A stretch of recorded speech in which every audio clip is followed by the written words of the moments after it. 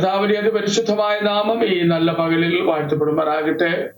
ജോയ്സ് ടിവിയിലൂടെ ഞങ്ങളെ ശ്രദ്ധിക്കുന്ന എല്ലാ പ്രിയപ്പെട്ട ദൈവമക്കൾക്കും കർത്തൃനാമത്തിൽ വന്ദനം പറയട്ടെ. ഞങ്ങളുടെ ഈ ചാനലിലൂടെ കടന്നുവിട്ട സാക്ഷ്യങ്ങൾ മാന്യ ശ്രോതാക്കളാകുന്ന നിങ്ങൾക്ക് അനുഗ്രഹമാകുന്നു എന്നതിൽ ഞങ്ങൾക്ക് വളരെ സന്തോഷമുണ്ട്. Praise the Lord. നിങ്ങളത് സബ്സ്ക്രൈബ് ചെയ്യുകയും ഷെയർ ചെയ്ത് ഞങ്ങളെ പ്രോത്സാഹിപ്പിക്കുന്നതിൽ ഞങ്ങൾ വളരെ സന്തോഷമുള്ളവരാണ്. തുടർന്നും നിങ്ങളുടെ സഹകരണങ്ങളെ പ്രതീക്ഷിച്ചുകൊണ്ട് അനുഗ്രഹിക്കപ്പെട്ടതായ ഒരു ജീവിത അനുഭവം ഇന്ന് പകലിൽ നമ്മൾ ശ്രദ്ധിക്കുവാൻ പോവുകയാണ്. കേരളത്തിൽ ജനിച്ച് വളർന്ന് തമിഴ്നാട് പ്രദേശത്ത് കടന്നുപോയി ദീർഘകാലം കോയമ്പത്തൂരിന്റെ പ്രദേശത്തെ കർത്താവിന് വേണ്ടി അധ്വാനിക്കുന്ന ബിജുമോൻ കർത്താവിന്റെ ദാസനെ വളരെ സ്നേഹത്തോടെ ഞങ്ങൾ ഈ ചാനലിലേക്ക് ഞങ്ങൾ സ്വാഗതം ചെയ്യുന്നു. ഈശ്വരോട് വാസേ എന്തുകൊണ്ട് സന്തോഷമായിരിക്കുന്നേ? സുഖമായിരിക്കുന്നു. കർത്താവ് ധാരാളം അനുഗ്രഹിക്കട്ടെ. കോയമ്പത്തൂരിലെ പ്രവർത്തനങ്ങളും കർത്തദാസന്റെ ജീവിതാനുഭവങ്ങളും ഒക്കെ കേൾക്കുവാൻ ഞങ്ങൾ വളരെ ആകാംക്ഷയോടുകൂടിയാണ്. കർത്താവിന്റെ ദാസനെ കുടുംബത്തെയും സഹായിക്കട്ടെ.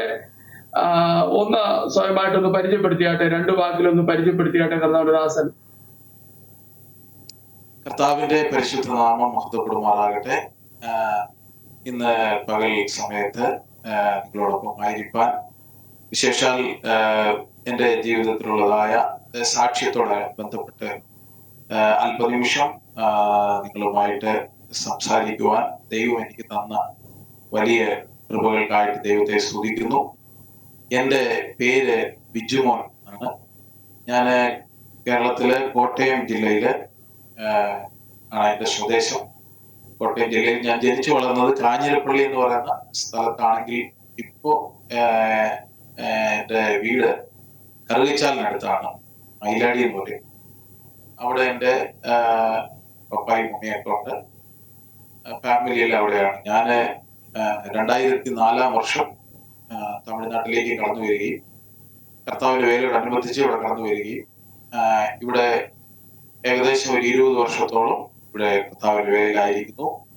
എനിക്ക് ഒരു ഭാര്യ, ഞങ്ങൾ 2 പെൺമക്കളുണ്ട്. ഭാര്യയുടെ പേര് ജാൻസി എന്നാണ്.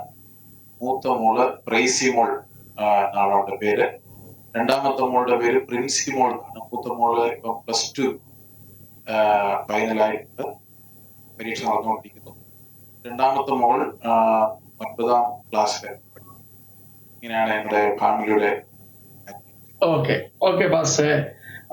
കർത്തദാസന്റെ ജീവിതാനുഭവങ്ങളിലേക്ക് കടന്നു പോകുന്നതിന് ഒരു വാക്ക് ദൈവസന്നിധിയിൽ പ്രാർത്ഥിക്കാം. സ്വർഗപിതാവേ, അങ്ങയുടെ നാമം വാഴ്ത്തപ്പെടട്ടെ. കർത്താവിന്റെ ദാസനെ ഇന്ന് പകലിൽ ഞങ്ങൾക്ക് ലഭ്യമായത് ഓർത്ത് സ്തോത്രം. പ്രിയപ്പെട്ടു, ഞങ്ങൾ കേൾക്കുന്ന ജീവിതാനുഭവങ്ങൾ എഴുപക്കാരെ കർത്താവിലേക്ക് അടുക്കുന്നതിനും കർത്താവിനെ കണ്ടുമുട്ടുവാൻ ഇടയാക്കി തീർക്കണമെന്ന് ഞങ്ങൾ അങ്ങയോട് പ്രാർത്ഥിക്കുന്നു. യേശു കർത്താവിന്റെ നാമത്തിൽ ചോദിക്കുമ്പോൾ ദയതോന്നി കേൾക്കുമാറാകണമേ. ആമേൻ, ആമേൻ, ആമേൻ. ഓക്കെ പാസ്റ്റർ, തുടർന്നുള്ള സമയങ്ങളൊക്കെ കർത്താവിന്റെ ദാസന്റെ ജീവിതാനുഭവങ്ങൾ ഷെയർ ചെയ്യാനുള്ള സമയമാണ്. ദയവായിട്ട് അത് വിനിയോഗിക്കുക. കർത്താവിന്റെ നാമം മഹത്വപ്പെടുമാറാകട്ടെ. ഇന്ന് പകൽ നമുക്ക് ഒരുമിച്ച് ഇങ്ങനെ ഒരു അവസരം ദൈവം തന്നതിനായിട്ട് ദൈവത്തെ സ്തുതിക്കുന്നു.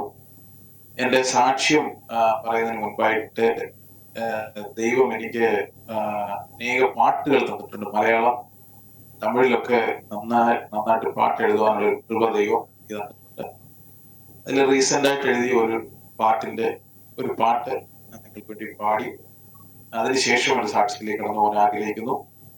അത് അല്പം മ്യൂസിക് ഒക്കെ ചെയ്യാനായിട്ട് ദൈവം ഒരു കൃപ ചെയ്തതുകൊണ്ട് ഇതൊരു മ്യൂസിക്കോടെയാണ് ഇത് ചെയ്തിരിക്കുന്നത്. അതുകൊണ്ട് തന്നെ ഇത് ആദ്യമായിട്ട് ആ പാട്ടിലേക്ക് കടന്നു പോയതിനു ശേഷം തുടർന്ന് നമുക്ക് കർത്താവിന്റെ വചനത്തിലും അതുപോലെ തന്നെ സാക്ഷ്യത്തിലേക്കും പ്രവേശിക്കാം. ദൈവം നമ്മളെ അനുഗ്രഹിക്കും.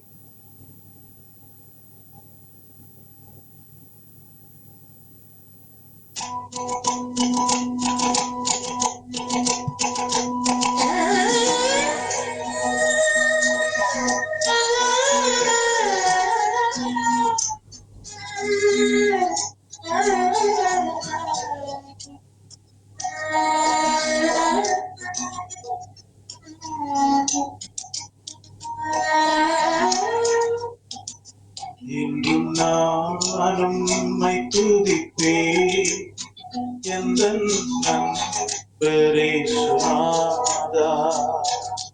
நீரில்லா எந்தன் வாழ்வில் வேறு தஞ்சம் ஒன்றுமில்லையே. என்றும் நானும் உம்மை துதிப்பேன், எந்தன் நண்பரேசுநாதா, நீரில்லா எந்தன் வாழ்வில் வேறு தஞ்சம் ஒன்றுமில்லையே.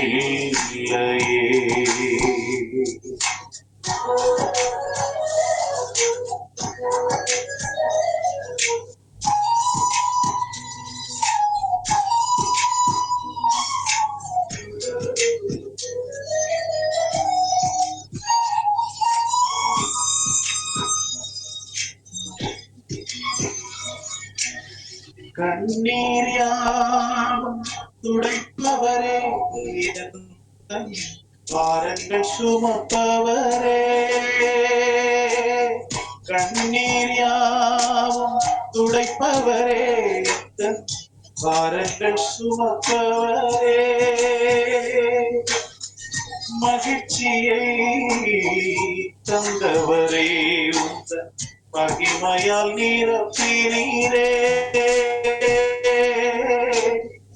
மகிழ்ச்சியை தந்தவரே, உந்தன் மகிமையால் நிரப்பினீரே.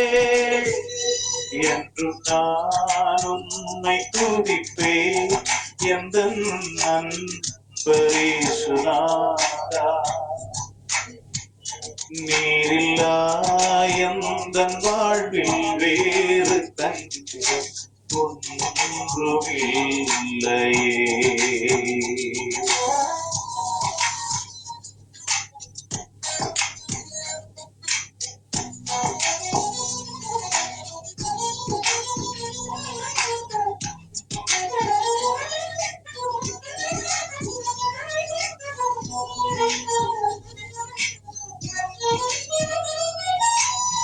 தகப்பனைப் போல் நேசிப்பவரே, என்னை தோளின் மேல் சுமந்தவரே. தகப்பனைப் போல் நேசிப்பவரே, என்னை தோளின் மேல் சுமந்தவரே. தாய் போல தேற்றினீரே, கரங்களில் என்னை தாங்கினீர். தாய் போல தேற்றினீரே, கரங்களில் என்னை தாங்கினீர். என்றும் நானும் உம்மை துதிப்பேன், எந்தன் நண்பரேசுநாதா, நீரில்லா எந்தன் வாழ்வில் வேறு தஞ்சம் ஒன்றுமில்லையே. என்றும் நானும் உம்மை துதிப்பேன், எந்தன் நண்பரேசுநாதா, நீரில்லா எந்தன் வாழ்வில் வேறு தஞ்சம் ஒன்றுமில்லையே.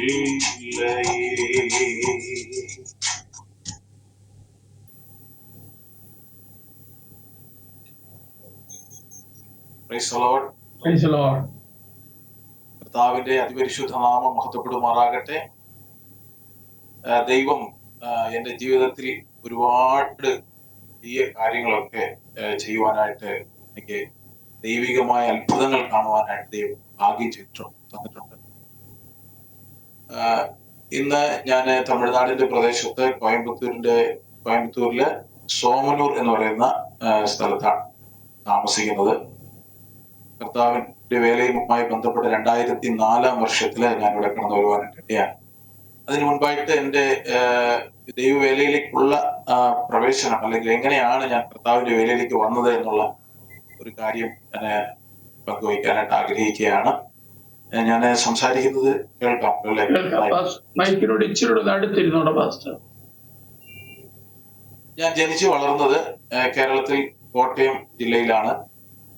എൻ്റെ ഒരു 10ാം ക്ലാസ് പഠിക്കുന്ന സമയത്ത്, ഏകദേശം ഒരു 15 വയസ്സുള്ള സമയത്ത്, ഞങ്ങൾ കറുകച്ചാലിലേക്ക് കടന്നവരിടയായി. എൻ്റെ പിതാവും ഒരു സഭാ ശുശ്രൂഷകൻ, പാസ്റ്ററാണ്. എനിക്ക് ഒരു സഹോദരനുണ്ട്. അദ്ദേഹം പിതാവിനോടും മാതാവിനോടും ഒരുമിച്ച് നാട്ടിലായിരിക്കുന്നു.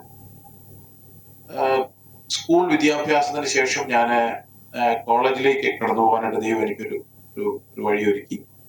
ചങ്ങനാശ്ശേരിയിലെ SB കോളേജിലാണ് ഞാൻ പഠിച്ചത്. അതിനുശേഷം ഡിഗ്രി കഴിയുമ്പോൾ എനിക്ക് PG പഠിക്കണമെന്നുള്ള വലിയ ആഗ്രഹമൊക്കെ ഉണ്ടായി. എങ്കിൽ അന്നത്തെ സാമ്പത്തികമായിട്ടുള്ള പ്രയാസങ്ങളും ഞെരുക്കങ്ങളും കാരണം തുടർന്ന് പഠിക്കാനായിട്ട് കഴിഞ്ഞു. ക്ലാസ്സിൽ ഞാൻ സെക്കൻഡ് റാങ്കോടാണ് പാസ് ചെയ്തത് ക്ലാസ്സിൽ. എങ്കിലും തുടർന്ന് അവിടെ പഠിക്കാനുള്ള സാഹചര്യം ഇല്ലാത്തത് കൊണ്ട് തന്നെ ഞാൻ ഞങ്ങൾ താമസിക്കുന്ന നാട്ടിൽ തന്നെ ഒരു ചെറിയൊരു ട്യൂഷൻ സെന്റർ ആരംഭിച്ച് അവിടെ ട്യൂഷനുമായിട്ട് ബന്ധപ്പെട്ട് 1 വർഷക്കാലം അവിടെ ആയി. കോളേജിൽ പഠിക്കുന്ന കാലത്ത് തൊട്ട് തന്നെ എനിക്ക് ദൈവവേല ചെയ്യണമെന്നുള്ളതായ ഒരു ആഗ്രഹം എൻ്റെ ഹൃദയത്തിൽ ഉണ്ടാകാൻ തുടങ്ങി. പക്ഷെ എന്താണെന്ന് ചോദിച്ചു കഴിഞ്ഞാൽ, ആ സമയത്ത് നമ്മുടെ ഈ യൗവനപ്രായമാണല്ലോ. അപ്പം ആ സമയത്ത് ലോകപരമായ ചിന്തകളിലേക്കും പോകാൻ തുടങ്ങി. എൻ്റെ പിതാവ് ഒരു ഹിന്ദു മാർഗത്തിൽ നിന്ന് രക്ഷിക്കപ്പെട്ടു വന്ന ഒരു ദേവദാസനാണ്. ഞങ്ങളുടെ ചെറുപ്പകാലങ്ങളിൽ എൻ്റെ പിതാവും ഭവനത്തിലുള്ളവരൊക്കെ ഹിന്ദു ക്ഷേത്രങ്ങളിലൊക്കെ പോകുന്നതൊക്കെ ഞാൻ കണ്ടിട്ടുണ്ട്. എന്നാൽ ഞങ്ങൾ ഒരു അറിവാകുന്ന സമയമായപ്പോഴേക്കും ഞങ്ങൾ എല്ലാവരും രക്ഷിക്കപ്പെടാനായിട്ടൊരു ഭാഗ്യം തന്നതുകൊണ്ട് അതിലേക്ക് കൂടുതൽ ഇൻവോൾവ് ആകാനുള്ള സാഹചര്യം ഇല്ലാതെ പോയി. അതൊരു വലിയ ഭാഗ്യമാണ്. എൻ്റെ മാതാവ് ഒരു CSI സഭാ പശ്ചാത്തലത്തിൽ നിന്നും ഉള്ള മാതാവാണ്.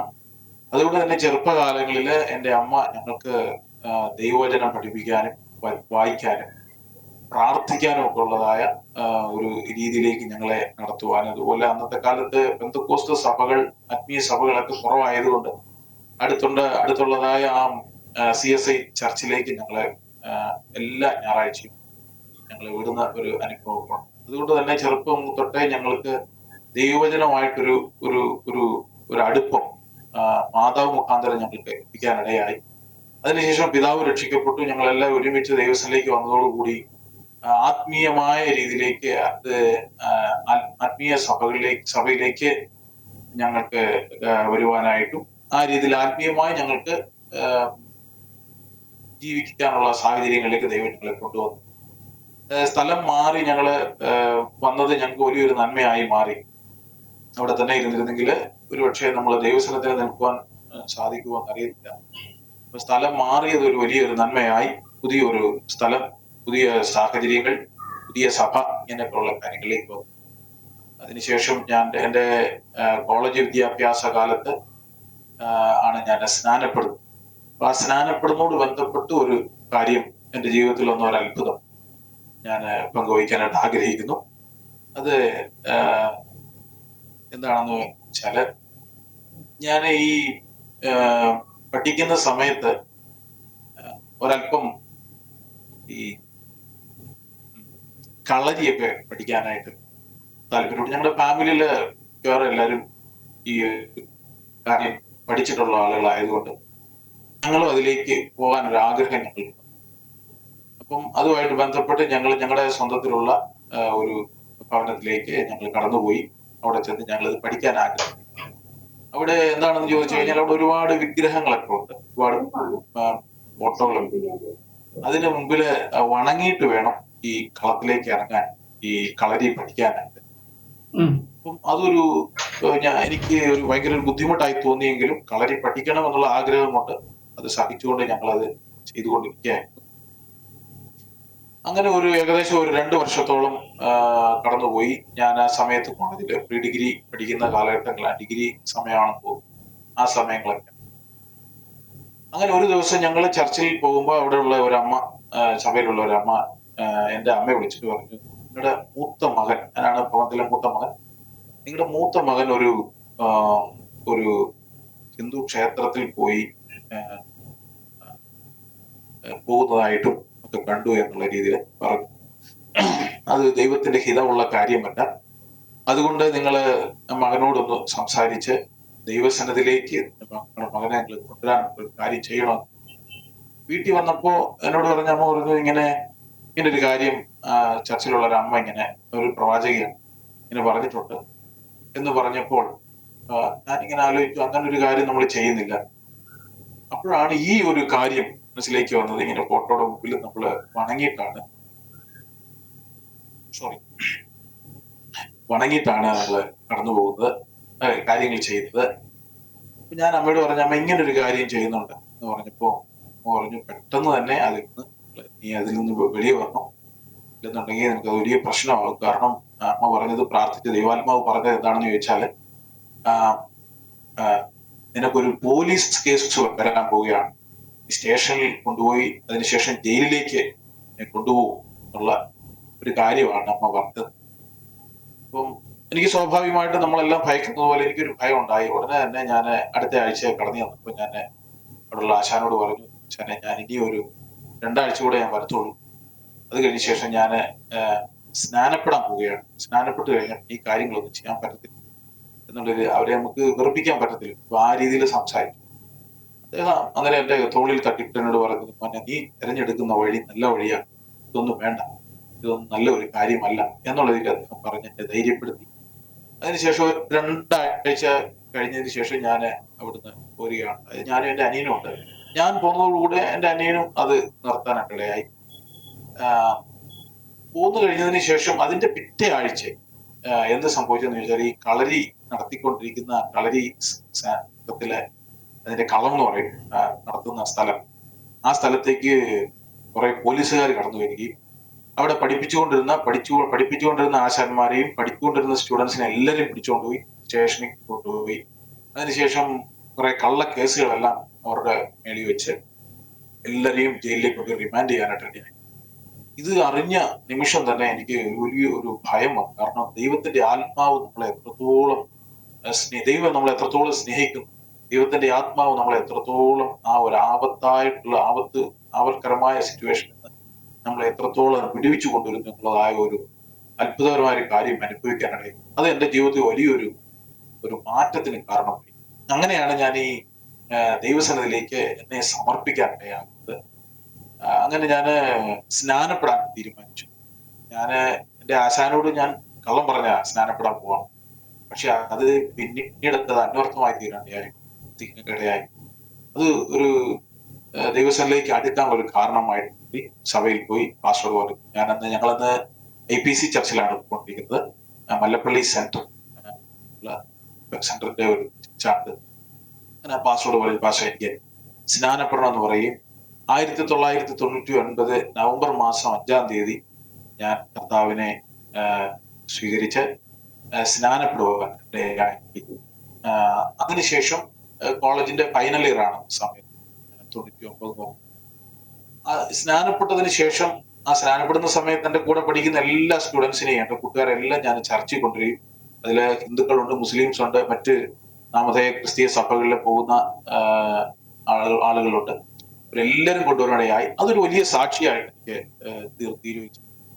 അതുവരെ ഞാൻ കൂടെ എന്റെ കൂട്ടുകൂടിക്കൊണ്ടിരുന്ന സുഹൃത്തുക്കളൊക്കെ അവര് ബീഡി വലിക്കുന്നവരുണ്ട്, അതുപോലെ മദ്യപിക്കുന്നവരുണ്ട്. എന്നാൽ ഈ സ്നാനത്തിന് ഇവർ വന്നതിന് ശേഷം തിരിച്ച് പോയി കഴിഞ്ഞപ്പോൾ ഞാൻ അടുത്ത ദിവസം കോളേജിലോട്ട് ചെല്ലുമ്പോൾ എന്റെ അടുത്ത് അവര് വളരെ ബഹുമാനത്തോടു കൂടെയാണ് ഇടപെടുന്നത്. അതുപോലെ തന്നെ അവര് ഒരു പുകവലിക്കാനായിട്ട് പോകാൻ താല്പര്യം ഉണ്ടെങ്കിൽ തന്നെ അവർ എന്റെ അടുത്തിരിക്കുമ്പോൾ അവർ ചെയ്യാറില്ല. അങ്ങനെ അവർക്ക് ചെയ്യണമെന്ന് അതിയായ താല്പര്യം വരുന്ന സമയത്ത് എന്നെ അവോയ്ഡ് ചെയ്തിട്ട് അവർ തന്നെ രഹസ്യമായിട്ട് പോയത് വരും. ഇങ്ങനൊക്കെ ഉള്ള ഒരു അനുഭവത്തിലേക്ക് അപ്പോൾ എനിക്കൊരു വലിയ സന്തോഷം തോന്നി. കാരണം നമ്മളെ ത്തോളം ബഹുമാനം തരുന്ന ഒരവസ്ഥയിലേക്ക്. അപ്പോഴാണ് ദൈവിക അനുഭവത്തിന്റെ ഒരു മഹാത്മ്യം അല്പാൽപമായി എനിക്ക് അറിയാൻ, അവരുടെ മുമ്പിൽ ഒരു നല്ല സാക്ഷിയായിട്ട് മാറാനായിട്ട് ദൈവടയാക്കി. അതിനുശേഷം കോളേജ് തീരാറാകുന്ന സമയത്ത് എന്റെ സാറിനോട് പറഞ്ഞു, ഈ അടുത്ത് എന്താണ് എന്റെ പ്ലാൻ ചോദിക്കും. സാർ, ഞാൻ അടുത്തത് എനിക്കൊരു സുവിശേഷ വേലക്കാരനാണ് എന്നാണ്. അദ്ദേഹത്തിന്റെ സാറിന്റെ പേര് ജോബൻ, കാത്തലിക് ചർച്ചിന്റെ ഒരു ബിലീവറാണ് തോന്നുന്നു. അദ്ദേഹം ഉടനെ എഴുന്നേറ്റ് എന്നിട്ട് തോളിൽ കൈവച്ചിട്ട് പറയും, നല്ലൊരു കാര്യമാണ് തീരുമാനിച്ചു. ഞാൻ ഓർത്ത് നീ ഒരു വലിയ ലെവൽ പറയും, ഒരു കോളേജിൽ ഒരു സാറാകും അല്ലെങ്കിൽ ടീച്ചറാകും. പക്ഷെ നീ ഇങ്ങനെ ഒരു സുവിശേഷ വേല ചെയ്യണമെന്ന് ആഗ്രഹിച്ച ഒരു വലിയ കാര്യം, അത് നിന്നെ ദൈവം അനുഗ്രഹിക്കും എന്നൊക്കെ പറഞ്ഞ് അദ്ദേഹം എന്റെ തോളിൽ തട്ടുവെക്കാൻ. പിന്നീട് ഞാൻ കർത്താവിന്റെ വേല ചെയ്യണമെന്നുള്ള ആഗ്രഹം എനിക്കുണ്ടെങ്കിൽ തന്നെ, അങ്ങനെ ഞാൻ കോളേജില് സാർ എന്റെ തോളിൽ തട്ടി എന്നെ അഭിനന്ദിക്കാനിടയായി. അതിനുശേഷം കർത്താവിന്റെ വേല ചെയ്യണമെന്നുള്ള ആഗ്രഹം ഉണ്ടെങ്കിൽ അത് എങ്ങനെയാണ് ചെയ്യേണ്ടത്, എവിടെയാണ് പോകേണ്ടത്, ആരെയാണ് കാണേണ്ടത് എന്നുള്ളതായ കാര്യങ്ങളൊന്നും എനിക്ക് അറിയത്തില്ല. എന്റെ പിതാവ് ഒരു പാസ്റ്ററാണ്. അപ്പൊ എനിക്ക് ഒരിക്കലും ഒരു പാസ്റ്ററാണെന്ന് ഞാൻ ആഗ്രഹിച്ചില്ല. സുവിശേഷ പ്രവർത്തനം ചെയ്യണം, പക്ഷെ ഒരു സഭയുടെ പാസ്റ്റർ ആകണമെന്ന് ഒരിക്കലും ഞാൻ ആഗ്രഹിച്ചില്ല. കാരണം എന്റെ പിതാവിന്റെ സഭാ പ്രവർത്തനത്തിന്റെ പ്രയാസങ്ങളൊക്കെ ഓരോ ആഴ്ചയിലും ഓരോ ദിവസവും വീട്ടിൽ ഒന്ന് എന്റെ അമ്മയോട് പറയുമ്പോൾ ഞാൻ ചിന്തിച്ചത്, ഞാൻ ഒരിക്കലും ഒരു പാസ്റ്റർ ആകത്തില്ല. കാരണം ഇത്രത്തോളം ഒരു പിടിച്ച ഒരു ജോലി ഞാൻ ഒരിക്കലും തിരഞ്ഞെടുക്കത്തില്ല. ഒരു ജോലിയോടുകൂടെ കർത്താവിന്റെ വേല ചെയ്യണം, ഒരു സുവിശേഷ പ്രവർത്തകനാകണമെന്ന് മാത്രമാണ് ഞാൻ ആഗ്രഹിച്ചിരുന്നത്. എന്നാൽ അതിനുവേണ്ടി ദൈവവചനം പഠിക്കണം എന്നുള്ള ഒരു ആഗ്രഹം വന്നു. അങ്ങനെ പല സ്ഥലങ്ങളിൽ പോകാനായിട്ട് ആപ്ലിക്കേഷൻസ് എല്ലാം കൊടുത്തു. നോർത്ത് ഇന്ത്യയിലെ ഗ്രേസ് ബൈബിൾ കോളേജിൽ പോകണമെന്ന് ആഗ്രഹിച്ചു. പിന്നെ പത്തൻകോട്ട് PG വർഗീസ് സാറിന്റെ ബൈബിൾ കോളേജ് ഉണ്ട്, അവിടെ പോകണമെന്ന് ആഗ്രഹിച്ചു. ആപ്ലിക്കേഷൻസ് എല്ലാം കൊടുത്തു. എങ്കിലും അതൊക്കെ വന്നെങ്കിലും പിന്നീട് വേറൊരു ദൈവദാസൻ മുഖാന്തരമായിട്ട് ചെന്നൈയിലെ ഉള്ള അപ്പോസ്തോലിക് ഫെയ്ത്ത് മിഷൻ എന്ന് പറയുന്ന ഒരു ചെറിയൊരു പ്രസ്ഥാനത്തിന്റെ ഒരു ചെറിയ ബൈബിൾ കോളേജ് ഉണ്ടായിരുന്നു. അവിടേക്ക് കടന്നു പോകാനിടയായി. അവിടെ കടന്നു ചെന്ന് അവിടെ പഠിക്കാൻ തുടങ്ങി. വളരെ പ്രയാസകരമായ അനുഭവം ഉണ്ടായി. കാരണം ഞാൻ മലയാളിയായിട്ട് ഒരു മനുഷ്യൻ, ഞാൻ മാത്രമേ ഉള്ളൂ. അവിടെ ഉള്ള പഠിക്കുന്ന എല്ലാവരും കുറച്ചുപേര് ഹിന്ദിക്കാരാണ്, ഹിന്ദി നോർത്ത് ഇന്ത്യൻ ആണ്. കുറച്ചുപേര് തെലുങ്ക് ആളുകളാണ്, തെലുങ്ക് ഭാഷ സംസാരിക്കും. പിന്നെ കുറച്ചുപേര് തമിഴാണ്. തമിഴും എനിക്കറിയത്തില്ല, തെലുങ്കും അറിയത്തില്ല, ഹിന്ദിയും നല്ല വശമില്ല. അപ്പം പഠിപ്പിക്കുന്നതൊക്കെ ഇംഗ്ലീഷിലാണെങ്കിലും മറ്റ് സമയങ്ങളിൽ വളരെ പ്രയാസം ഉണ്ടാകാനിടയായി. അത് കുറച്ചു നാൾ വളരെ പ്രയാസം. അതുപോലെ ക്ലൈമറ്റ് പ്രോബ്ലം, വളരെ ദുഃഖത്തോടിരുന്നു. ബൈബിൾ കോളേജിൽ ചെന്ന് കഴിഞ്ഞപ്പോൾ അവിടെ ചെന്ന ആദ്യത്തെ ചില ആഴ്ചകളിൽ എന്നെ പഠിപ്പിച്ച സാറ് ഒരിക്കൽ എന്നോട്, ഞങ്ങളെല്ലാവരും ഇരുത്തിക്കൊണ്ട് ഒരു ചോദ്യം ചോദിച്ചു, നിങ്ങളെ ദൈവം ശുശ്രൂഷയ്ക്കായിട്ട് വേലയ്ക്കായിട്ട് വിളിച്ചിട്ടുണ്ടോ? അപ്പൊ എനിക്ക് അതുവരെ അറിയാത്തൊരു കാര്യമായിരുന്നു. ഞാൻ ഒരുപാട് വചനങ്ങളൊക്കെ കേൾക്കുമെങ്കിലും ഈ ഒരു കാര്യം എനിക്ക് അത്ര ഞാൻ ചിന്തിച്ചില്ല. അപ്പം നിങ്ങളെ ദൈവം വിളിച്ചത് എങ്ങനെയാണ് എന്ന് ചോദിച്ച് ഓരോരുത്തർക്കും ഇങ്ങനെ സാക്ഷ്യം പറയാനായിട്ട് സമയം കൊടുത്തു. ഓരോരുത്തരും ഓരോന്ന് പറഞ്ഞു. ഞാൻ ഉടനെ പറഞ്ഞു ഞാനിങ്ങനെ ഉള്ള കാര്യങ്ങളിലൊക്കെ പോയിക്കൊണ്ടിരുന്നപ്പോഴത്തേനും ഒരു പ്രവാചികയായ ഒരു അമ്മ എനിക്കിങ്ങനെ കാര്യങ്ങളൊക്കെ പറഞ്ഞു. അങ്ങനെയാണ് ഞാൻ ദൈവസന്നിധിയിലേക്ക് വന്നത്. കർത്താവിന് വേല ചെയ്യുന്നതിന്റെ ഹൃദയത്തിൽ ആഗ്രഹം ഉണ്ടായി. അപ്പം എന്നോട് പറഞ്ഞത്, മനുഷ്യൻ പറഞ്ഞതല്ല, ദൈവം നിന്നോട് നേരിട്ട് സംസാരിച്ചിട്ടുണ്ടോ, ദൈവം നിന്നോട് നേരിട്ട് അറിയിച്ചിട്ടുണ്ടോ എന്ന് ചോദിച്ചു. അതിനൊരു മറുപടി ഇല്ലാതെ പോയി. അന്ന് തൊട്ട് എനിക്ക് വളരെ ദുഃഖമായിരുന്നു. കാരണം ഞാൻ എന്തിനാ ബൈബിൾ കോളേജിൽ വന്നത്, ദൈവം എന്നെ വിളിച്ചില്ല, പിന്നെന്തിനാ ഈ വേലയ്ക്ക് ഞാൻ ഇറങ്ങിയത് എന്ന് പറഞ്ഞ് വളരെ ഒരു ഭാരം എന്റെ ഹൃദയത്തിൽ ഉണ്ടാകാനില്ലേ. അപ്പൊ ഞാൻ അന്ന് രാത്രി സമയങ്ങളിലൊക്കെ പ്രയർ ടൈം ഉണ്ട്. ആ സമയങ്ങളൊക്കെ ഇരുന്ന് കരഞ്ഞ് പ്രാർത്ഥിക്കാം, ദൈവമേ ഞാൻ ഈ ബൈബിൾ കോളേജിൽ വന്ന് ഇനി തിരിച്ച് ഞാൻ പോയി കഴിഞ്ഞാൽ എന്റെ സഭയിലുള്ള വിശ്വാസികൾ അല്ലെങ്കിൽ നാട്ടിലുള്ള ആളുകളൊക്കെ പറയും, ഇവൻ ബൈബിൾ കോളേജിൽ പഠിക്കാൻ പോയി, അവിടുന്ന് ഉഴപ്പിത്തല്ലി തിരിച്ചു വന്നിരിക്കുന്നു എന്ന് പറഞ്ഞ് എന്നെ കുറിച്ച് ഒരു അപവാദമായിട്ട് പറയുമല്ലോ. അപ്പം ഞാൻ എന്ത് ചെയ്യും കർത്താവേ, ഞാനിത് വിളിയൊന്നും ഇല്ലാതാണല്ലോ വന്നത് എന്നൊക്കെ പറഞ്ഞ് എന്റെ ഹൃദയത്തിൽ വളരെ ഒരു ഭാരം ഉണ്ടാകാനിടയായി. അപ്പൊ ഞാൻ രാത്രി സമയങ്ങളൊക്കെ ഇരുന്ന് പ്രാർത്ഥിക്കും ദൈവത്തോട്. അങ്ങനെ ഒരിക്കൽ ഞാനിങ്ങനെ പ്രാർത്ഥിച്ചുകൊണ്ടിരുന്നപ്പോൾ ദൈവം എനിക്കൊരു ദർശനം തരാനിടയായി. ആ ദർശനത്തില് ഒരു വലിയ ആറ് ഇങ്ങനെ ഒഴുകുകയാണ്. ആ ആറ്റിന്റെ നടുക്കൂടെ കുറെ കല്ലുകൾ ഇങ്ങനെ, വെള്ളം ഒഴുകുന്നതിന്റെ ഇടയ്ക്കൂടെ ഒരു വലിയ കല്ലുകൾ ഇങ്ങനെ പൊങ്ങി നിൽപ്പുണ്ട്. ഈ വെള്ളം കറുത്ത കളറുള്ള വെള്ളമാണ്. അതിന്റെ പൊങ്ങി നിൽക്കുന്ന കല്ലുകളൊക്കെ നമുക്ക് കാണാൻ പറ്റുന്ന രീതിയിലാണ് ആ കല്ലുകളിൽ. അപ്പൊ അതിൽ കൂടി ഞാനിങ്ങനെ നടന്നു പോവാൻ, ആ വെള്ളം കാലിൽ മുട്ടാതെ ഇങ്ങനെ ഓരോ കല്ലിന്റെ മേളിൽ ഇങ്ങനെ നടന്നു പോവാ. നടന്നു പോയി ഈ ആറ് കഴിഞ്ഞ സമയത്ത്, ആറ് കടന്ന് അങ്ങോട്ട് കയറുമ്പോൾ അവിടെ ഒരു വിശാലമായിട്ടുള്ള ഒരു വഴി, ഒരു വലിയ റോഡ്, അതിന്റെ ചുറ്റും ഒരു മൺറോഡാണ്, വിശാലമായിട്ടുള്ള മൺറോഡ്. അതിന് രണ്ട് സൈഡിലും നല്ല വളരെ ഭംഗിയുള്ള ചെടികളൊക്കെ നിൽക്കുന്നതായിട്ട് ഒരു ദർശനം. ആ ദർശനം കണ്ട് ഞാൻ ഉടനെ തന്നെ കണ്ണ് തുറന്ന് സന്തോഷത്തോടെ എഴുന്നേറ്റ് എന്റെ കൂടെ പഠിക്കുന്ന സ്റ്റുഡൻസിനോടെല്ലാം ചെന്ന് പറഞ്ഞു, ഞാൻ ഇങ്ങനെ ഒരു ദർശനം കണ്ടു. അവരെല്ലാം ഉടനെ വട്ടം കൂടി ഇങ്ങനെ കാര്യം. അപ്പോൾ അടുത്ത നിമിഷം അടുത്ത ദിവസം ഞാൻ സാറ് വന്ന ഉടനെ സാറിനോട് പറഞ്ഞു, സാർ ഇങ്ങനൊരു ദർശനം. അപ്പം സാറ് പറഞ്ഞു, ദൈവം നിന്നെ വലിയൊരു വിശാലമായ വഴിയിലേക്ക് നിന്നെ ദൈവം കൊണ്ടുപോകാൻ പോവാ. പക്ഷെ അതിനു മുമ്പ് നിനക്ക് ചില പ്രയാസകരമായ അല്ലെങ്കിൽ ഇതുപോലുള്ളതായ ഒരു ദുഃഖകരമായ കാര്യങ്ങളിൽ കൂടെ നീ കടന്നു പോകേണ്ടതുണ്ട്. ഒരു ഉപദ്രവം അല്ലെങ്കിൽ കഷ്ടത്തിൻ മധ്യത്തിലൂടെ കൂടെ നീ നടന്നു പോകേണ്ടതായ ഒരു കാര്യമുണ്ട് എന്ന് പറഞ്ഞ് ദേവദാസൻ പറഞ്ഞിട്ട് പറഞ്ഞു, ദൈവം നിന്നെ വിളിച്ചിട്ടുണ്ട്, അതുകൊണ്ടാണ് ദൈവം നിനക്ക് ഇങ്ങനെയുള്ള കാര്യം, നീ കരഞ്ഞു പ്രാർത്ഥിച്ചു, ദൈവം നിനക്ക് തന്ന ദർശനമാണ് എന്ന് പറഞ്ഞ് അദ്ദേഹം എന്നെ ധൈര്യപ്പെടുത്തി. അന്നാണ് ഞാൻ മനസ്സിലാകുന്നത് ഈ സാറ് എന്തിനാണ് ആ കാര്യം നമ്മളോട് പറഞ്ഞത്. നമ്മളെ മനസ്സ് വിഷമിപ്പിക്കാനാണ് ആദ്യം ഓർത്തത്, പക്ഷെ നമ്മുടെ ഹൃദയം വേദനിക്കാനായിട്ടല്ല അദ്ദേഹം അത് പറഞ്ഞത്.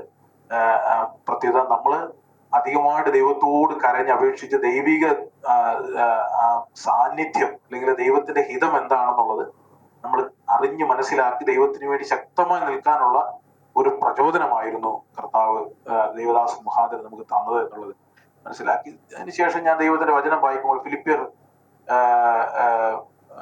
ലേഖനം 2-ാം അധ്യായം 5-ാം വാക്യത്തിൽ നാം വായിക്കുന്ന പോലെ ക്രിസ്തുയേശുവിലുള്ള ഭാവം തന്നെ നിങ്ങളിലും ഉണ്ടായിരിക്കട്ടെ. ക്രിസ്തുവിലുള്ള ഭാവം എന്താണ്? ക്രിസ്തു ഉന്നതമായ ആ ഒരു അവസ്ഥയിൽ അല്ലെങ്കിൽ ആ സാഹചര്യത്തിൽ സ്വർഗത്തിൽ പിതാവിന്റെ മഹിമയുടെ വലതുഭാഗത്തിരിക്കുമ്പോൾ തന്നെ അദ്ദേഹം അവൻ ഭൂമിയിലേക്ക് ഇറങ്ങി വന്നു, ഭൂമിയിലേക്ക് ഇറങ്ങി വന്ന് സ്തോത്രം ഈ ഭൂമിയിലുള്ളതായ കഷ്ടങ്ങളും ഈ ഭൂമിയിലുള്ളതായ വേദനകളും ഈ ഭൂമിയിലുള്ളതായ പാടുകളും ഒക്കെ അനുഭവിച്ച് ദൈവം തന്നെ താഴ്ത്തുന്ന ഒരവസ്ഥ. അപ്പം അത് എൻ്റെ ഹൃദയത്തിൽ വരണം എന്നുള്ളതായ ഒരു ആഗ്രഹം എനിക്കുണ്ടാകാനിടയായി. അപ്പൊ അതിന് നമ്മൾ ഒരിക്കലും നമ്മുടെ ഈ സൗകര്യങ്ങളും നമ്മുടെ ഈ സാഹചര്യങ്ങളൊക്കെ നമുക്കുള്ള നാട്ടിലുള്ള സൗകര്യങ്ങള്, വീട് സൗകര്യങ്ങൾ, ഇതെല്ലാം നമ്മൾ ആഗ്രഹിച്ചാണ് പലരും. ഇന്നത്തെ കാലത്ത് കർത്താവിന്റെ വേലയ്ക്ക് വേണ്ടി വരുന്നവരൊക്കെ സൗകര്യങ്ങൾ തേടിയാണ്. അപ്പൊ എനിക്ക് ഈ വാക്യങ്ങളൊക്കെ ദൈവം എന്റെ ഹൃദയത്തിൽ ഇടപെട്ട ഉടനെ കർത്താവിന്റെ ഹിതം അനുസരിച്ച് പോകണം എന്നുള്ളതായ ആഗ്രഹം എനിക്കുണ്ടാകാൻ. അതിന് എന്ത് കഷ്ടങ്ങൾ വന്നാൽ, എന്ത് പ്രയാസങ്ങൾ എൻ്റെ ജീവിതത്തിൽ നേരിട്ടാലും സാരമില്ല, കർത്താവിന്റെ ഹിതം അനുസരിക്കണം എന്നുള്ളതായ ഒരു വ്യക്തതയും ഒരു വാഞ്ചയും എന്റെ ഹൃദയത്തിൽ ദൈവം തരുവാനിടയായി. അങ്ങനെ 2-ാം അധ്യായത്തിന്റെ 5-8-ാം വാക്യം വായിക്കുന്ന പോലെ ക്രൂശിന്റെ മരണത്തോളം ക്രിസ്തു അനുസരണമുള്ളവനായി തീർന്നു എന്ന ദൈവത്തിന്റെ വചനത്തിൽ. അങ്ങനെ കർത്താവെ, നിന്റെ മുമ്പാകെ എനിക്ക് അനുസരണമുള്ള ഒരു ദൈവവേദനായിട്ട്, ഒരു ശുശ്രൂഷകനായിട്ട് ഞാൻ മാറണം എന്നുള്ളതായ ഒരു സമർപ്പണം ആ ബൈബിൾ കോളേജിന്റെ പഠനങ്ങളിൽ എനിക്ക് എന്നെ തന്നെ ഞാൻ സമർപ്പിക്കാനായിട്ട് ദൈവം എനിക്കിടയാക്കി. അതൊരു വലിയൊരു അനുഭവമായിരുന്നു. അതൊരു മിഷണറി ക്ലാസ്സാണ്, മിഷണറി കോഴ്സാണ്, വലിയൊരു ഡിഗ്രിയോ ഒന്നും ആയിരുന്നില്ല. പക്ഷെ അവിടെ പഠിച്ച് ഇറങ്ങിയതിന് ശേഷം മരണം നേരിട്ടാൽ പോലും കർത്താവിന് വേണ്ടി ശക്തമായി പ്രവർത്തിക്കണം എന്നുള്ളതായ ഒരു വലിയൊരു എന്താ പറയുക ഒരു ധൈര്യം ആ ബൈബിൾ കോളേജ് മുഖാന്തരമായിട്ട് എനിക്ക് ലഭിക്കാനിടയായി. അങ്ങനെ മിഷണറി പ്രവർത്തനത്തിനോടൊരു ദാഹം ഉണ്ടാകാനിടയായി. അതിനുശേഷം അവിടുത്തെ പഠനത്തിന് ശേഷം ബൈബിൾ കോളേജിന്റെ രീതി എങ്ങനെയാണെന്ന് ചോദിച്ചു കഴിഞ്ഞാൽ, അവിടെ പഠിച്ചതിന് ശേഷം അവരെന്ത് ചെയ്യുന്ന ചോദിച്ചാൽ അവര് നമ്മളെ ഒരു ചർച്ചിലേക്ക് കുറച്ച് നാളത്തെ നമ്മളെ പറഞ്ഞു വിടും. അവിടെ നമ്മൾ കടന്നു ചെന്ന് ആ പാസ്റ്ററിന്റെ കീഴിൽ അസിസ്റ്റന്റ് പാസ്റ്റർ അല്ലെങ്കിൽ അസോസിയേറ്റ് പാസ്റ്ററായിട്ട് നമ്മളോട് കുറച്ച് നാൾ കർത്താവിന്റെ വേല ചെയ്യണം. അപ്പം ആ ദേവദാസൻ എന്തൊക്കെയാണ് ചെയ്യുന്നത്, എങ്ങനെയാണ് അദ്ദേഹം പ്രവർത്തിക്കുന്നത്, എങ്ങനെയാണ് പ്രസംഗിക്കുന്നത്, എങ്ങനെയാണ് വീട് വിസിറ്റ് ചെയ്യുന്നത്, എങ്ങനെയാണ് കാര്യങ്ങൾ ചെയ്യുന്നത് എന്നുള്ളത് നമ്മൾ വളരെ ശ്രദ്ധയോടെ പഠിക്കണം. അതിനുവേണ്ടി ഒരു ചർച്ചിലേക്ക് എന്നെ പറഞ്ഞയക്കാനിടയായി. അത് കേരളത്തിലുള്ള ഏലപ്പാറ എന്ന് പറയുന്ന സ്ഥലത്താണ് എന്നെ പറഞ്ഞു വിട്ടത്. അവിടെ കടന്നു ചെന്നപ്പോൾ അവിടെയുള്ള ചർച്ച് ഒരു തമിഴ് ചർച്ചാണ്. എനിക്ക് മലയാളം അറിയാം, അവർക്കും മലയാളം സംസാരിക്കാൻ പറ്റും, പക്ഷെ അവരുടെ മാതൃഭാഷ എന്ന് പറയുന്നത് തമിഴാണ്.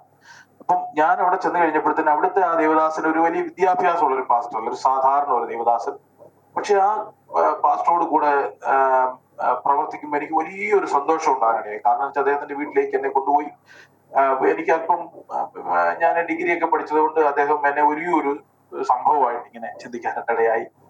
അപ്പം എന്നെ കൂട്ടിക്കൊണ്ടുപോയി വലിയ ഒരു ബഹുമാനം എനിക്ക് ലഭിക്കാനിടയായി. പക്ഷെ അദ്ദേഹത്തിന്റെ എന്നെ ബഹുമാനിക്കുന്നത് കണ്ടപ്പോ എനിക്ക് അദ്ദേഹത്തോട് പിന്നെ ആദരവാണ്. ഞാൻ അദ്ദേഹത്തിന്റെ മുമ്പിൽ എന്നെ തന്നെ അങ്ങ് താഴ്ത്തി. കാരണം ഇത്രയും, അതായത് ആ സഭയിൽ നല്ല വിശ്വാസികളുണ്ട്, ഒരു 30-35 വിശ്വാസികളുള്ള ഒരു സഭയാണ്. ആ പാസ്റ്റർമാരെല്ലാം, ആ വിശ്വാസികളെല്ലാം പാസ്റ്ററിനെ ഒരു ദൈവത്തെ പോലെയാണ് കാണുന്നത്.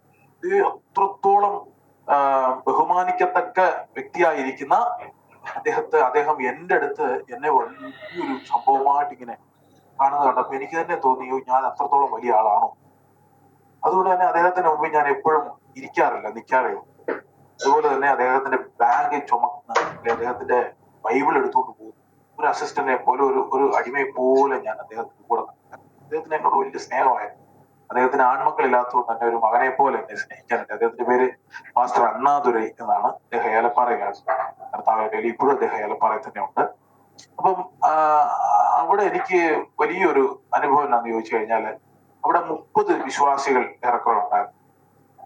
അവിടെ കടന്നതിന് ശേഷം ഞാന് പാസ്റ്ററോട് പറഞ്ഞു, പാസ്റ്റർ നമുക്ക് പ്രവർത്തനത്തിന്റെ ശൈലി അല്പം കൂടെ ഒന്ന് മാറ്റിപ്പിടിക്കാം എന്ന് പറഞ്ഞിട്ട് നമുക്കറിയാമല്ലോ, നമ്മുടെ കേരളത്തിലൊക്കെ ഉള്ള YP അല്ലെ PYP എന്ന് പറയുന്ന ആ സംവിധാനം നമ്മൾ എല്ലാ ഞായറാഴ്ച അല്ലെ ഇടയ്ക്കൊരു ദിവസം നമ്മള് സന്ധ്യാസമയത്ത് അല്ലെങ്കിൽ ആ ഈവനിങ് സമയത്ത് വിശ്വാസികളെല്ലാം കൂടി ഓരോരോ പ്രോഗ്രാമുകളൊക്കെ ചെയ്യാറുണ്ട്. അങ്ങനെ ഞാനത് എനിക്ക് അറിയാവുന്നതുകൊണ്ട് തന്നെ ആ ചർച്ചിൽ അത് നമുക്ക് ആ രീതിയിൽ നമുക്കൊന്ന് അപ്ലൈ ചെയ്യാന്നുള്ള രീതിയിൽ ഞാൻ അദ്ദേഹത്തോട് പറയും, വളരെ സന്തോഷത്തോടെ നമുക്കത് ചെയ്യാന്ന് പറഞ്ഞ് അങ്ങനെ ഞങ്ങൾ ആരംഭിക്കാൻ തുടങ്ങി.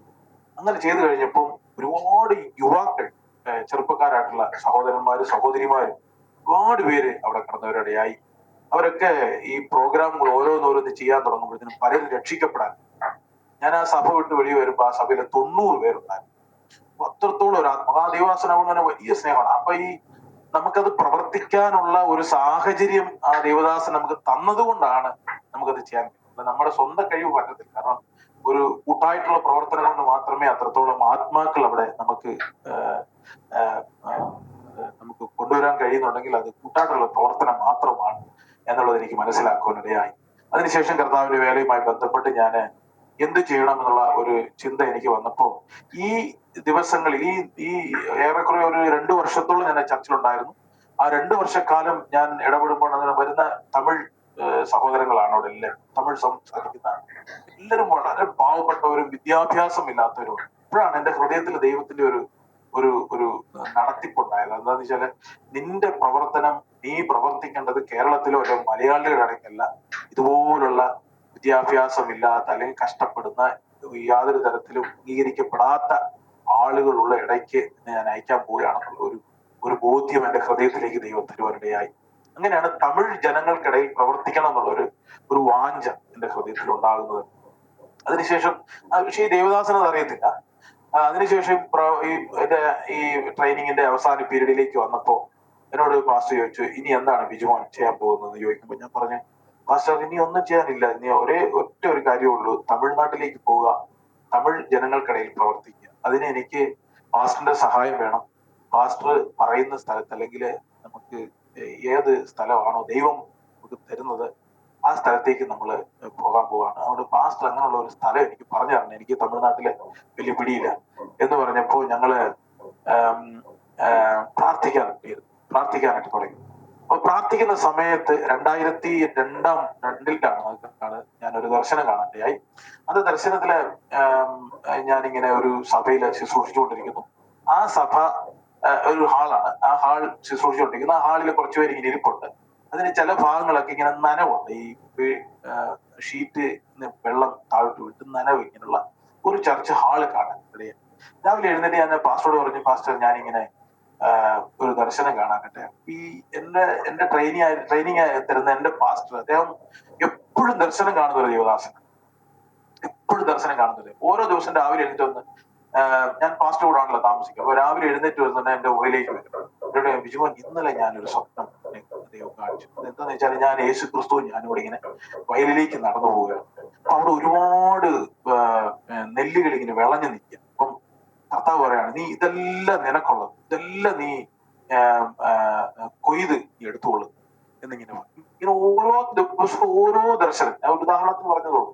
അപ്പൊ എനിക്ക് ഈ പാസ്റ്ററോട് ഭയങ്കര ഒരു അസൂയ തോന്നും. അപ്പൊ ഞാൻ ആ പാസ്റ്ററോട് പറഞ്ഞു, പാസ്റ്റർ എനിക്ക് നിങ്ങളെ കാണുമ്പോൾ എനിക്ക് ഭയങ്കര അസൂയാണ്. കാരണം ഇങ്ങനെ ഡെയിലി ഓരോ ദിവസവും അത്ഭുതകരമായിട്ടുള്ള ഇങ്ങനെ സ്വപ്നങ്ങളൊക്കെ കാണുന്നു, എനിക്കിത് ദൈവം തരുന്നില്ലല്ലോ എന്നിങ്ങനെ പറഞ്ഞുകൊണ്ട് ഞാനിങ്ങനെ പറഞ്ഞപ്പം പാസ്റ്റർ പറഞ്ഞു, ബിജുമോൻ പേടിക്കണ്ട, എന്നും പ്രാർത്ഥിക്കുക, ദൈവം ഇതുപോലുള്ള ദർശനങ്ങൾ ബിജുമോന് തരാൻ തുടങ്ങും എന്ന് പറഞ്ഞിങ്ങനെ പറയാനിടയായി. അന്ന് ഓരോ ദിവസം അതുപോലെ തന്നെ ഞാൻ പ്രാർത്ഥിച്ചിട്ടുണ്ട്. ഒരു ദിവസം നല്ല ഒരു തണുപ്പുള്ള ഒരു ദിവസമാണ്, ഡിസംബർ മാസമാണെന്ന് തോന്നുന്നു. ഏലപ്പാറയിലൊക്കെ ഭയങ്കര ഹൈ റേഞ്ച് ഏരിയ ആയതുകൊണ്ട് തന്നെ നല്ല തണുപ്പുള്ള സ്ഥലങ്ങളാണ് അവിടെ. നല്ല കട്ടിയുള്ള പുതപ്പില്ലെന്നുണ്ടെങ്കിൽ കൈകാലെല്ലാം കോച്ചിപ്പോ അതുപോലത്തെ തണുപ്പാണ്. ആ ഒരു 8 മണി 9 മണിയുണ്ട്, അവരൊക്കെ 7:30 തണുപ്പുള്ളത് കൊണ്ട് ഞാനിങ്ങനെ കിടക്കാണ്. ഞാൻ ഉറങ്ങിയിട്ടില്ല. ഉറങ്ങാതെ ഇങ്ങനെ കണ്ണു അടച്ച് കിടക്കും. പെട്ടെന്ന് എന്റെ കണ്ണിലേക്ക് ഒരു വലിയൊരു വെളിച്ചം ഇരിക്കുന്നതായിട്ട് അനുഭവം. ഞാൻ ആ വെളിച്ചം ഇങ്ങനെ നോക്കിക്കൊണ്ടിരിക്കുകയാണ്. ആ വെളിച്ചത്തിലേക്ക് നോക്കുമ്പം, നമ്മൾ ഈ സൂര്യനോട്ട് നോക്കുമ്പം അത് ഈ സൂര്യനകത്തൊരു കറുപ്പ് പോലെയും തിളങ്ങുന്ന പോലെയൊക്കെ നമുക്ക് തോന്നുമല്ലോ. അങ്ങനെ ഒരു തിളങ്ങുന്ന ഒരു കാഴ്ച ഞാൻ കാണാൻ ഇടയായി. അങ്ങനെ ഞാൻ നോക്കിക്കൊണ്ടിരിക്കുമ്പോൾ ആ തിളങ്ങുന്ന ആ വെളിച്ചത്തിനകത്തുനിന്ന് ഒരു ശബ്ദം എന്നോട് സംസാരിക്കാൻ, എന്റെ പേര് ചൊല്ലി എന്നെ വിളിക്കാൻ. അപ്പൊ ഈ ശബ്ദം കേട്ടപ്പോ എന്റെ കൈയുടെ ഈ ജോയിന്റ്സ് ഒക്കെ ലൂസായി പോകുന്ന പോലെ, എന്റെ കൈയുടെ ബലം കുറഞ്ഞു പോകുന്ന പോലെ, എന്റെ കൈ കാലെല്ലാം തളർന്നു പോയി. ആ ശബ്ദം കേൾക്കുമ്പോൾ മാത്രം അങ്ങനെ അനുഭവപ്പെടും. അത് കുറച്ചു നേരം എന്നോട് സംസാരിക്കും, അതിനുശേഷം സ്റ്റോപ്പ് ആവും. അത് നിന്ന് കഴിയുമ്പോൾ എന്റെ ശരീരം പിന്നെ ബലമാകും.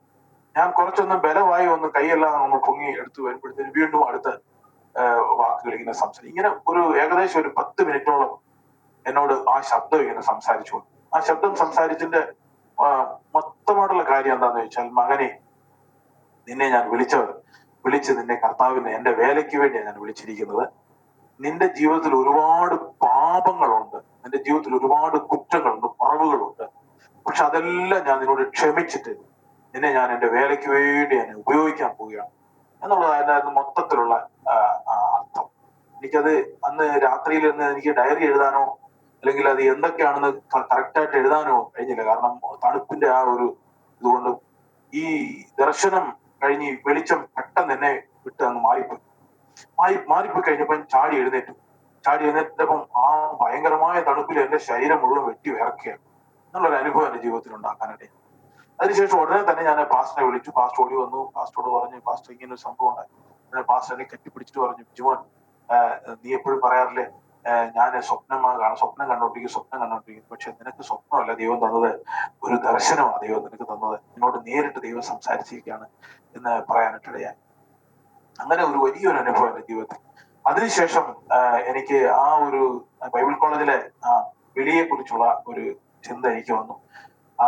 എനിക്ക് അന്നൊരു വലിയൊരു കൺഫർമേഷൻ ഉണ്ടാകാനിടയായത്, കർത്താവ് എന്നെ നിശ്ചയമായിട്ടും വിളിച്ചിരിക്കുന്നു എന്നുള്ളതായ ഒരു ഉത്തമ ബോധ്യം എനിക്കുണ്ടാകാനിടയായി.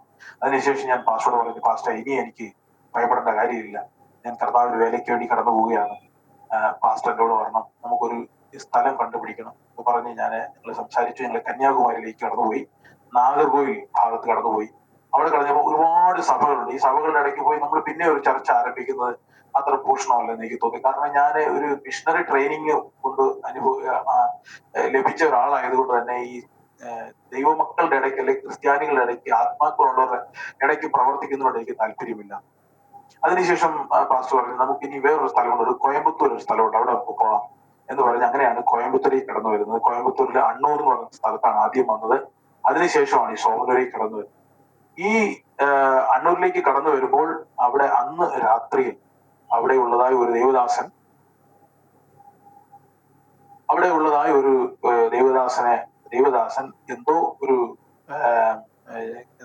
തെറ്റ് ചെയ്തു എന്ന് പറഞ്ഞുകൊണ്ട് അവിടെയുള്ള നാട്ടിലുള്ള ആൾക്കാരെല്ലാം കൂടി ആ പാസ്റ്ററെ അന്ന് രാത്രി അടിക്കുകയാണ്. അപ്പൊ ഞങ്ങൾ രണ്ടുപേരും അദ്ദേഹത്തോട് കൂടെ ഉണ്ട്. രാത്രിയിലെ അയൽവക്കത്തുള്ള ആളുകളെല്ലാം കൂടെ, ചുറ്റുമുള്ള ആളുകളെല്ലാം കൂടെ വന്ന് ആ പാസ്റ്ററെ അടിക്കാനായിട്ട് ഭയങ്കരമായിട്ട് ഉപദ്രവിച്ചു. രാത്രി ഞങ്ങൾ ആ പാസ്റ്ററെയും കൊണ്ട് എങ്ങനെയോ രക്ഷപ്പെടുത്തി ഞങ്ങൾ നാട്ടിലേക്ക് കൂട്ടിക്കൊണ്ടുപോയി. നാട്ടിൽ ചെന്ന് കഴിഞ്ഞപ്പോഴത്തേനും പാസ്റ്ററോട് പറഞ്ഞു, ജിമോൻ, കോയമ്പത്തൂരിന്റെ അവസ്ഥ കണ്ടോ, നമുക്ക് അവിടെ പോകണം, വളരെ ഉപദ്രവമുള്ള സ്ഥലമാണ് എന്ന് പറഞ്ഞില്ല പാസ്റ്റർ, അവിടെയാണ് പോകേണ്ടത്. കാരണം കർത്താവിനെ കുറിച്ച് ഒന്നും അറിയത്തില്ല. ദേവദാസൻ ആരാണെന്നോ പാസ്റ്റർമാർ ആരാണെന്നോ കർത്താവ് ആരാണെന്നോ അറിയാത്ത ആളുകൾ, ദൈവജനത്തെ ഉപദ്രവിക്കുന്ന ആളുകൾ, അവരുടെ ഇടയിലേക്ക് നമ്മൾ പോകണം. അവിടെയാണ് നമ്മൾ കർത്താവിന് വേല ചെയ്യേണ്ടത്. ദൈവം എന്നെ അങ്ങോട്ടാണ് കൊണ്ടുപോകാനായിട്ട് ചിന്ത തരുന്നതെന്ന് പറഞ്ഞുകൊണ്ട് പിന്നെയും ഞങ്ങൾ 1 മാസം കഴിഞ്ഞ് വീണ്ടും കോയമ്പത്തൂരേക്ക് ഇടയായി. അങ്ങനെയാണ് 2004 വർഷത്തില് ഞാൻ കോയമ്പത്തൂരിലേക്ക് വന്നു. ഇവിടെ വന്ന് സോമനൂർ എന്ന് പറയുന്ന സ്ഥലത്ത് വന്നു. അവിടെ ഒരു റൂം വാടകയ്ക്ക് എടുത്തു. ആ സമയത്ത് ഒരുപാട് അത്ഭുതം പറഞ്ഞുകൊണ്ടേ ഇരിക്കാം. സ്തോത്രം, ഒരുപാട് കാര്യങ്ങളുണ്ട്. എന്നാലും ചുരുക്കി ഞാനത് പറയട്ടെ. ഇവിടെ കടന്നു വരുമ്പോൾ, സോമനൂർ കടന്നു വരുമ്പോൾ, ഇവിടെ ഇൻഡസ്ട്രിയൽ ഏരിയ ആണ്.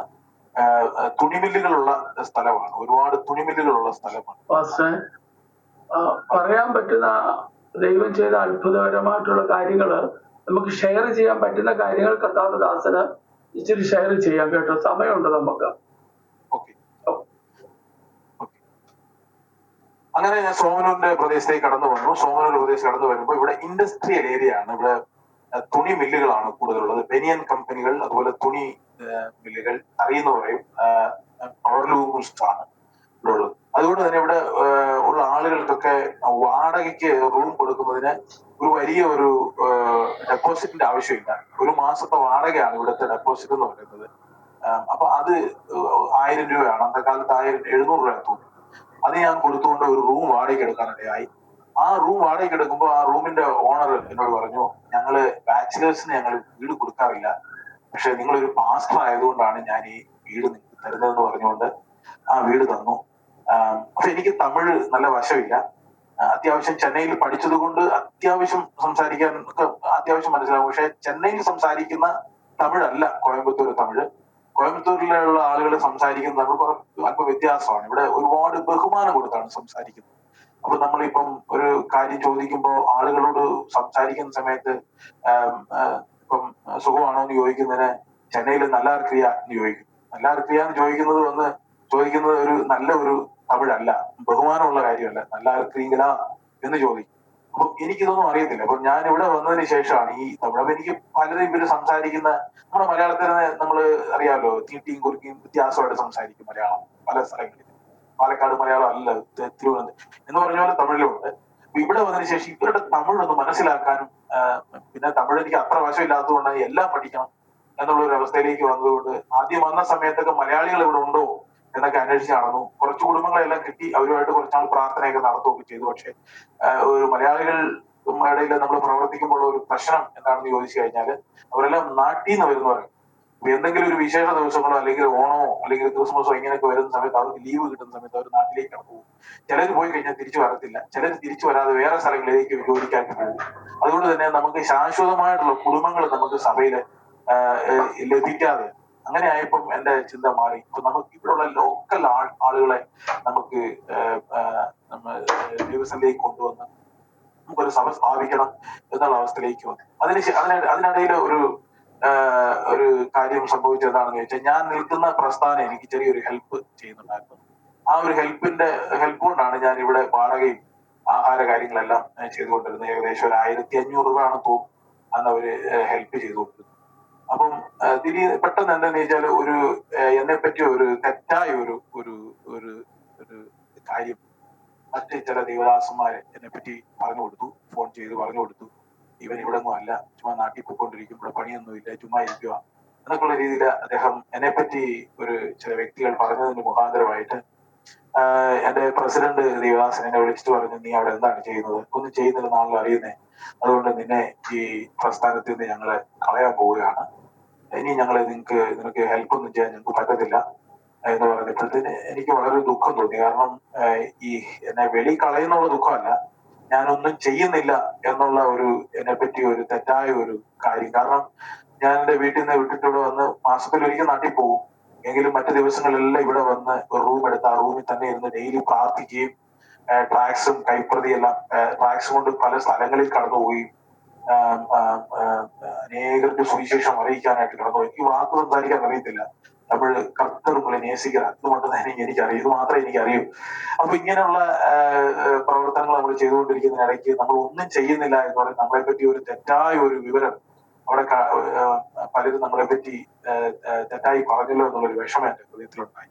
അന്നൊരിക്കൽ ഞാൻ ദൈവസംഘം പ്രാർത്ഥനയ്ക്ക് ഞാൻ ദൈവത്തോട് പറഞ്ഞു, കർത്താവെ, ഒരുപക്ഷെ ഞാൻ പ്രസ്ഥാനത്തെ വിശ്വസിച്ചിട്ടല്ല ഇവിടെ വന്നത്. കർത്താവ് എന്നെ വിളിച്ചത് പ്രസ്ഥാനത്തെ കണ്ടോണ്ടോ അല്ലെങ്കിൽ ഏതെങ്കിലും ഒരു മനുഷ്യനെ കണ്ടോണ്ടോ അല്ല. സ്തോത്രം, ദൈവമാണ് എന്നെ വിളിച്ചുകൊണ്ട് കൊണ്ടുവന്നിരിക്കുന്നത്. കാരണം എനിക്ക് പ്രത്യേക ദർശനം എനിക്ക് തന്നിട്ടുണ്ട് ദൈവം. ഞാൻ നിന്നോട് കൂടെ ഇരിക്കുന്ന ദൈവം എന്നോട് വാഗ്ദത്തം തന്നിട്ടുണ്ടല്ലോ. അതുകൊണ്ട് ഞാൻ ഇവിടെ വന്നത് ഒരു സഭ സ്ഥാപിക്കാൻ വേണ്ടിയാണ്. ഞാൻ ഇവിടെ വന്ന് ഒരു സഭ സ്ഥാപിച്ചതിന് ശേഷം മാത്രമേ ഞാൻ എന്റെ നാട്ടിലേക്ക് തിരിച്ചു പോവുകയുള്ളൂ. അതിനിടയ്ക്ക് എന്റെ പ്രസ്ഥാനം എന്നെ കൈവിട്ടാലും ശരി, എനിക്ക് സഹായം ചെയ്യുന്ന വ്യക്തികൾ എന്നെ കൈവിട്ടാലും ശരി, എന്റെ ദൈവം എന്നോടുകൂടെ ഇരുന്നാൽ മാത്രം മതി എന്ന് പറഞ്ഞ് ദൈവം ഭാഗം തന്നെ പ്രാർത്ഥിക്കാനിടയായി. ഏതായാലും ചില ദിവസങ്ങൾക്ക് ശേഷം വീണ്ടും എന്റെ പ്രസിഡന്റ് ദേവദാസൻ വിളിച്ചിട്ട് പറഞ്ഞ്, ബിജുമോൻ നീ പേടിക്കണ്ട, ഞങ്ങൾ തുടർന്ന് നിങ്ങൾക്ക് ഹെൽപ്പ് ചെയ്യാൻ പോവുകയാണെന്നൊക്കെ പറഞ്ഞ് തുടർന്ന് ആ സഹായങ്ങൾ വന്നുകൊണ്ടിരുന്നു. ഞങ്ങളുടെ പ്രവർത്തനങ്ങൾ ഇങ്ങനെ, എന്റെ പ്രവർത്തനങ്ങൾ ഇങ്ങനെ ഞാനും ചെയ്തുകൊണ്ടിരിക്കുകയാണ്. അപ്പം ആദ്യം ഞാനിവിടെ വന്ന സമയത്ത് ആദ്യം ഞാൻ 2004 ഇവിടെ വരുന്ന സമയത്ത് നടന്ന ഒരു അത്ഭുതം എന്താണെന്ന് ചോദിച്ചാല്, ഞാൻ റൂം എടുത്തു, 1 മാസം താമസിച്ചു. ഞാൻ കൊണ്ടുവന്നത് എനിക്കൊരു ബാഗും അതിനകത്ത് ആഹാരം കഴിക്കാനായിട്ട് ഒരു പ്ലേറ്റും ഒരു ഗ്ലാസും, ഇത്രയും മാത്രമാണ് ഞാൻ കൊണ്ടുവന്നത്. വേറൊന്നും കൊണ്ടുവന്നില്ല. ഇവിടെ വന്നതിന് ശേഷം ഒരല്പം പൈസ ഉണ്ടായിരുന്നതുകൊണ്ട് ഒരു സ്റ്റൗ ഒക്കെ മേടിച്ച്, മണ്ണെണ്ണ സ്റ്റൗ ഒക്കെ മേടിച്ച് അതിനകത്ത് ഇങ്ങനെ ആഹാരം ഉണ്ടാക്കി, ചെറിയൊരു പാത്രം ആഹാരം ഉണ്ടാക്കാൻ വേണ്ടി മേടിച്ച് ഞാൻ എന്നും ആഹാരം വെക്കും, ആഹാരം ഉണ്ടാക്കി കഴിക്കും. ട്രാക്സും കൊണ്ട് ഓരോ സ്ഥലങ്ങളിലേക്ക് പ്രവർത്തിക്കാനായിട്ട് കടന്നു പോകും. ഗ്രാമങ്ങളിലൊക്കെ കടന്നു പോകും. പല ഗ്രാമങ്ങളിൽ കടന്നുപോയി ഓരോ ദിവസവും ഓരോ ഏരിയ ഞാനിങ്ങനെ ടൈം ടേബിൾ വെച്ച് എഴുതും.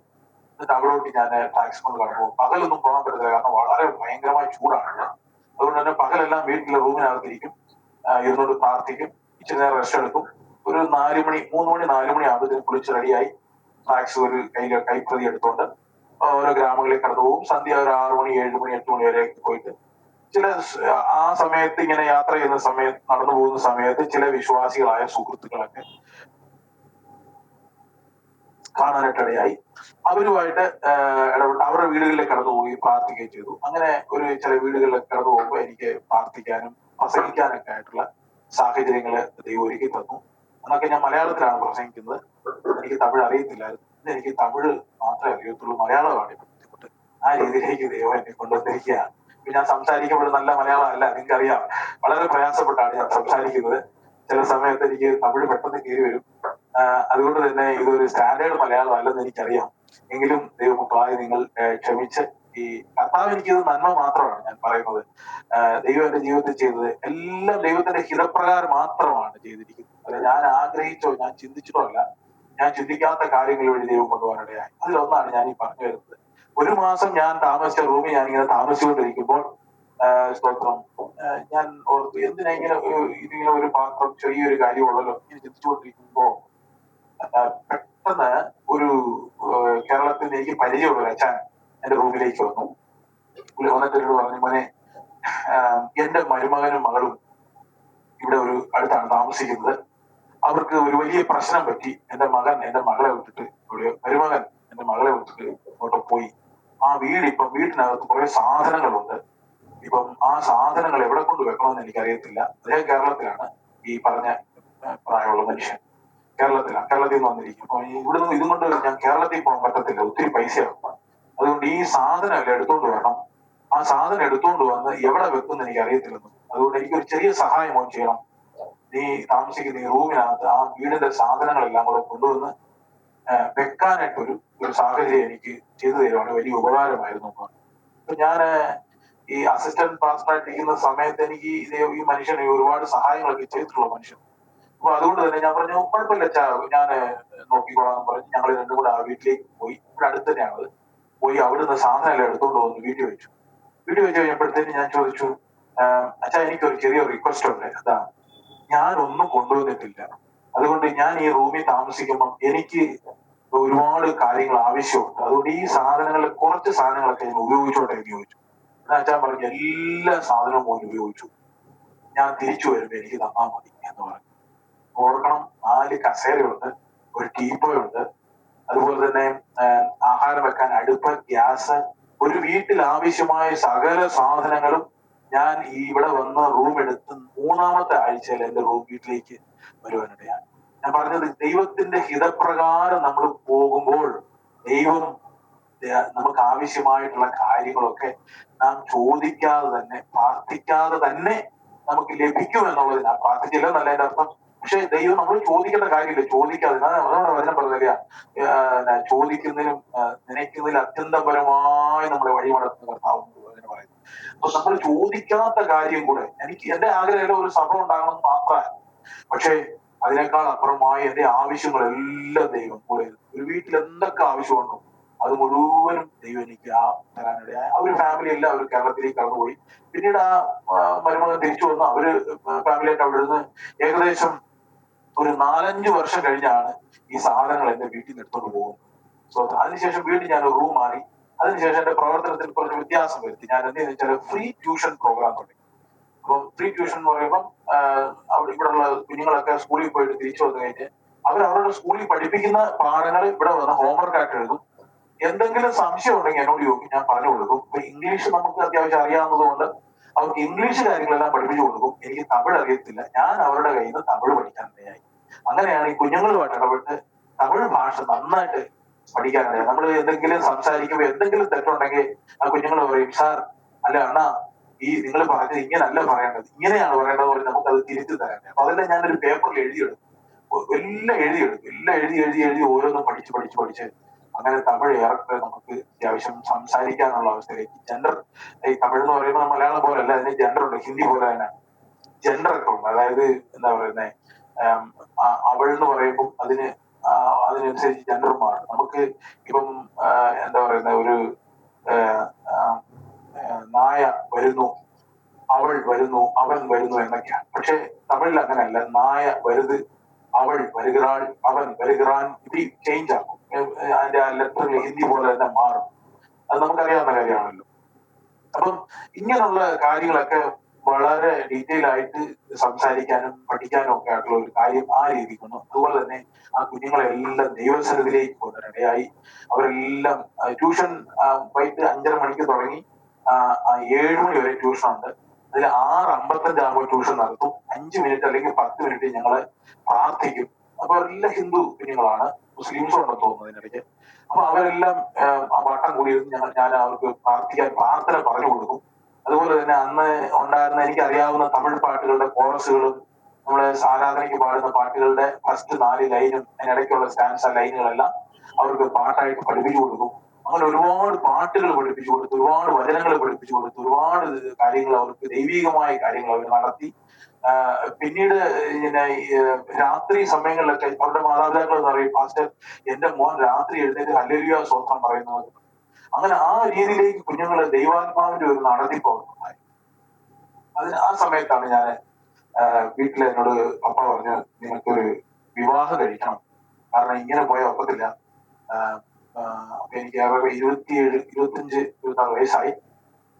അപ്പം നീ ഒരു വിവാഹം കഴിക്കണമെന്ന് പറഞ്ഞു. എനിക്കൊരു ഭയം എന്താണെന്ന് വെച്ചാൽ എനിക്ക് വലിയ വരുമാനമില്ല, രണ്ടാമതൊരു നല്ല ജോലിയില്ല. ഞാൻ വിവാഹം കഴിച്ചു കഴിഞ്ഞാൽ ഞാൻ കല്യാണം കഴിച്ചുകൊണ്ട് വന്ന പെണ്ണിനെ എങ്ങനെ കാര്യങ്ങൾ പോറ്റിക്കൊണ്ട് പോകുന്ന ഒരു ഭയം എനിക്കുണ്ട്. അതുകൊണ്ട് ഞാൻ പറഞ്ഞു വിവാഹമൊന്നും വേണ്ട എന്ന് പറഞ്ഞു. പക്ഷെ സമ്മതിക്കത്തില്ല. അച്ഛൻ പറഞ്ഞു അങ്ങനെ വേണ്ട, അത് ചെയ്യണമെന്നൊക്കെ പറഞ്ഞ് 2-3 പെണ്ണ് കാണാനൊക്കെ 2-3 സ്ഥലങ്ങളിൽ പോകാനൊക്കെ ഇടയായി. അതിനുശേഷം എനിക്ക് വളരെ ദുഃഖം വന്നു. കാരണം ഇങ്ങനെ ശരിയാകത്തില്ല എന്ന് പറഞ്ഞ് ഞാൻ ഒരു 10 ദിവസം ഇവിടെ വന്നതിന് ശേഷം ഞാൻ എന്റെ റൂമിൽ 10 ദിവസം ഉപവസിച്ചു. തൊട്ടടുത്ത് ഒരു ചർച്ച ഉണ്ട്, അവിടെ പോയി 10 ദിവസം അവിടെ പോയി പ്രാർത്ഥിക്കും, ഉപവസിക്കും. 10 ദിവസം ഉപവസിച്ചതിന് ശേഷം ഒരു മാറ്റവും ഒന്നും കണ്ടില്ല. വീണ്ടും ഒരു 10 ദിവസം കൂടെ ആയിരുന്നു. അങ്ങനെ രണ്ടാമത്തെ 10 ദിവസം ഇരുന്ന 10 ദിവസം കഴിഞ്ഞ് കഴിഞ്ഞപ്പോ എനിക്ക് ദൈവം ഒരു ദർശനം തന്നു. ആ ദർശനത്തിൽ ഒരു പെൺകുട്ടി എന്റെ അമ്മയോട് കൂടെ നടന്നു വരുന്നു.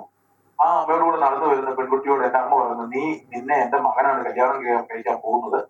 നിന്റെ അമ്മ കല്യാണം കഴിച്ചതിന് ശേഷം നിന്നെ കൊണ്ട് കോയമ്പത്തൂർ പോകും, കാരണം അവൻ അവിടുത്തെ ഒരു ശുശ്രൂഷകനാണ്, പാസ്റ്ററാണ് എന്നൊക്കെ പറയുമ്പോൾ അവള് ആണോ, എനിക്കത് കോയമ്പത്തൂർ പോകാൻ പേടിയാ എന്നൊക്കെ പറയുന്ന ഒരു ദർശനം കണ്ടു. ദർശനം കണ്ട അടുത്ത ദിവസം രാവിലെ തന്നെ ഞാൻ അന്നൊക്കെ ഫോൺ ചെയ്യും. അന്ന് നമുക്കറിയാലോ, അന്ന് നമുക്ക് ഈ ഫോണുകളും കാര്യങ്ങളൊന്നും ഇല്ല. അപ്പം ഈ ലാൻഡ് ലൈനിൽ കൂടെയാണ് ഫോൺ വിളിക്കുന്നത്. അപ്പൊ അങ്ങനെ ഞാൻ ആഴ്ചയിൽ 3 ദിവസം വീട്ടോട്ട് വിളിക്കും. അങ്ങനെ ഫോൺ വിളിക്കുമ്പോഴത്തേന് എന്റെ അമ്മ പറഞ്ഞ്, മോനെ ഒരു പെണ്ണ് പോയി കണ്ടിട്ടുണ്ട്, ഞങ്ങളെല്ലാം കണ്ടു, ഞങ്ങളെല്ലാം ഇഷ്ടപ്പെട്ടു, നീ വന്നിട്ട് നീ ഇഷ്ടപ്പെട്ടാൽ മതി എന്ന് പറഞ്ഞു. ഞാൻ പറഞ്ഞു, അമ്മ പെണ്ണിന്റെ ഫോട്ടോ കൊണ്ടുവന്നുണ്ടോ? ഉണ്ടെന്ന് പറഞ്ഞു.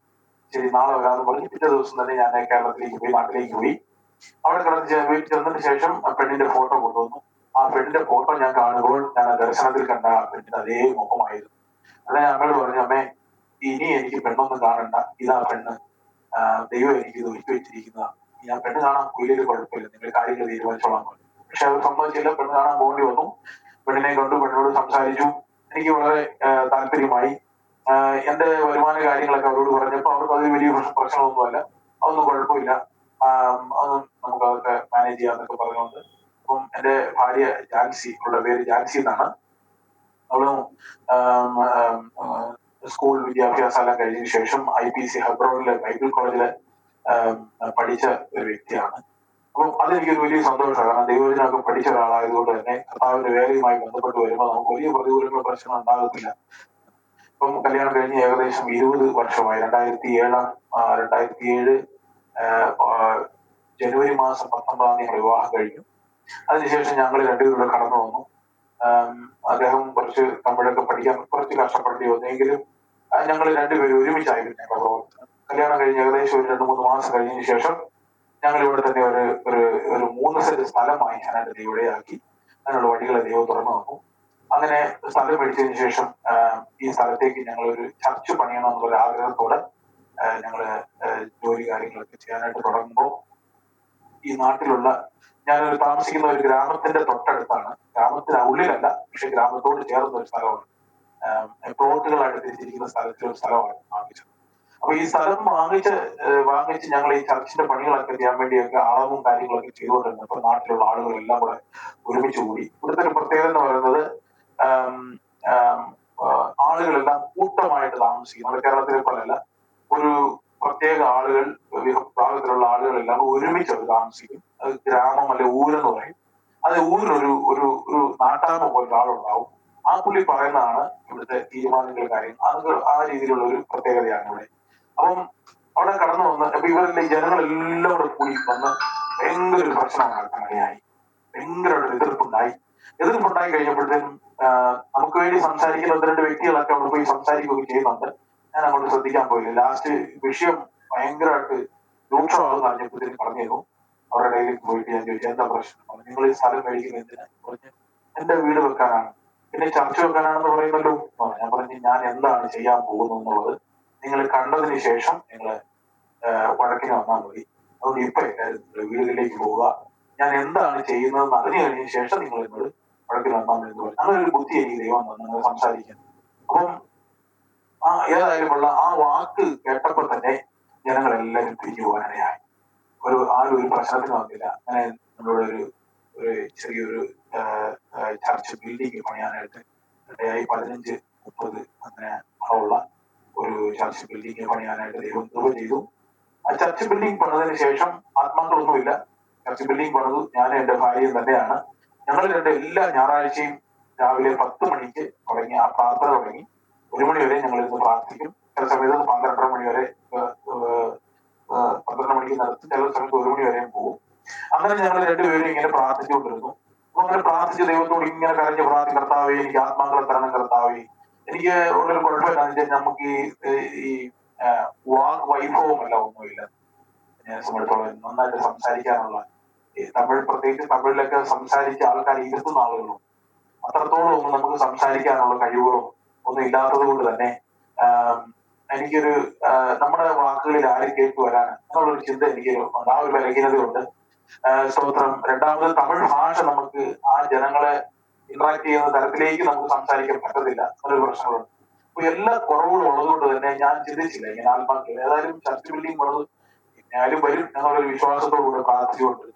ഒരു ദിവസം ഞങ്ങൾ രണ്ടുപേരും ഇങ്ങനെ കണ്ണടച്ച് പ്രാർത്ഥിച്ച് ഇങ്ങനെ ആരാധിച്ച് അന്യഭാഷയിൽ ഇങ്ങനെ ആരാധിച്ചുകൊണ്ടിരുന്നപ്പോൾ ഞങ്ങളുടെ കൂടെ കൈയടിക്കുന്ന 2-3 ശബ്ദം ഞങ്ങൾ കേൾക്കാതെ വളരെ പെട്ടെന്ന് ഞാൻ കണ്ണു തുറന്ന് നോക്കിയപ്പം 2 സഹോദരിമാര് വന്ന് ഞങ്ങളുടെ ഇടയ്ക്ക് ഈ ശബ്ദം കേട്ടോണ്ട് വന്ന് ഞങ്ങളുടെ കൂടെ വന്നിരുന്ന് കൈയടിച്ച് പാട്ട് പാടിക്കൊണ്ടിരിക്കുക.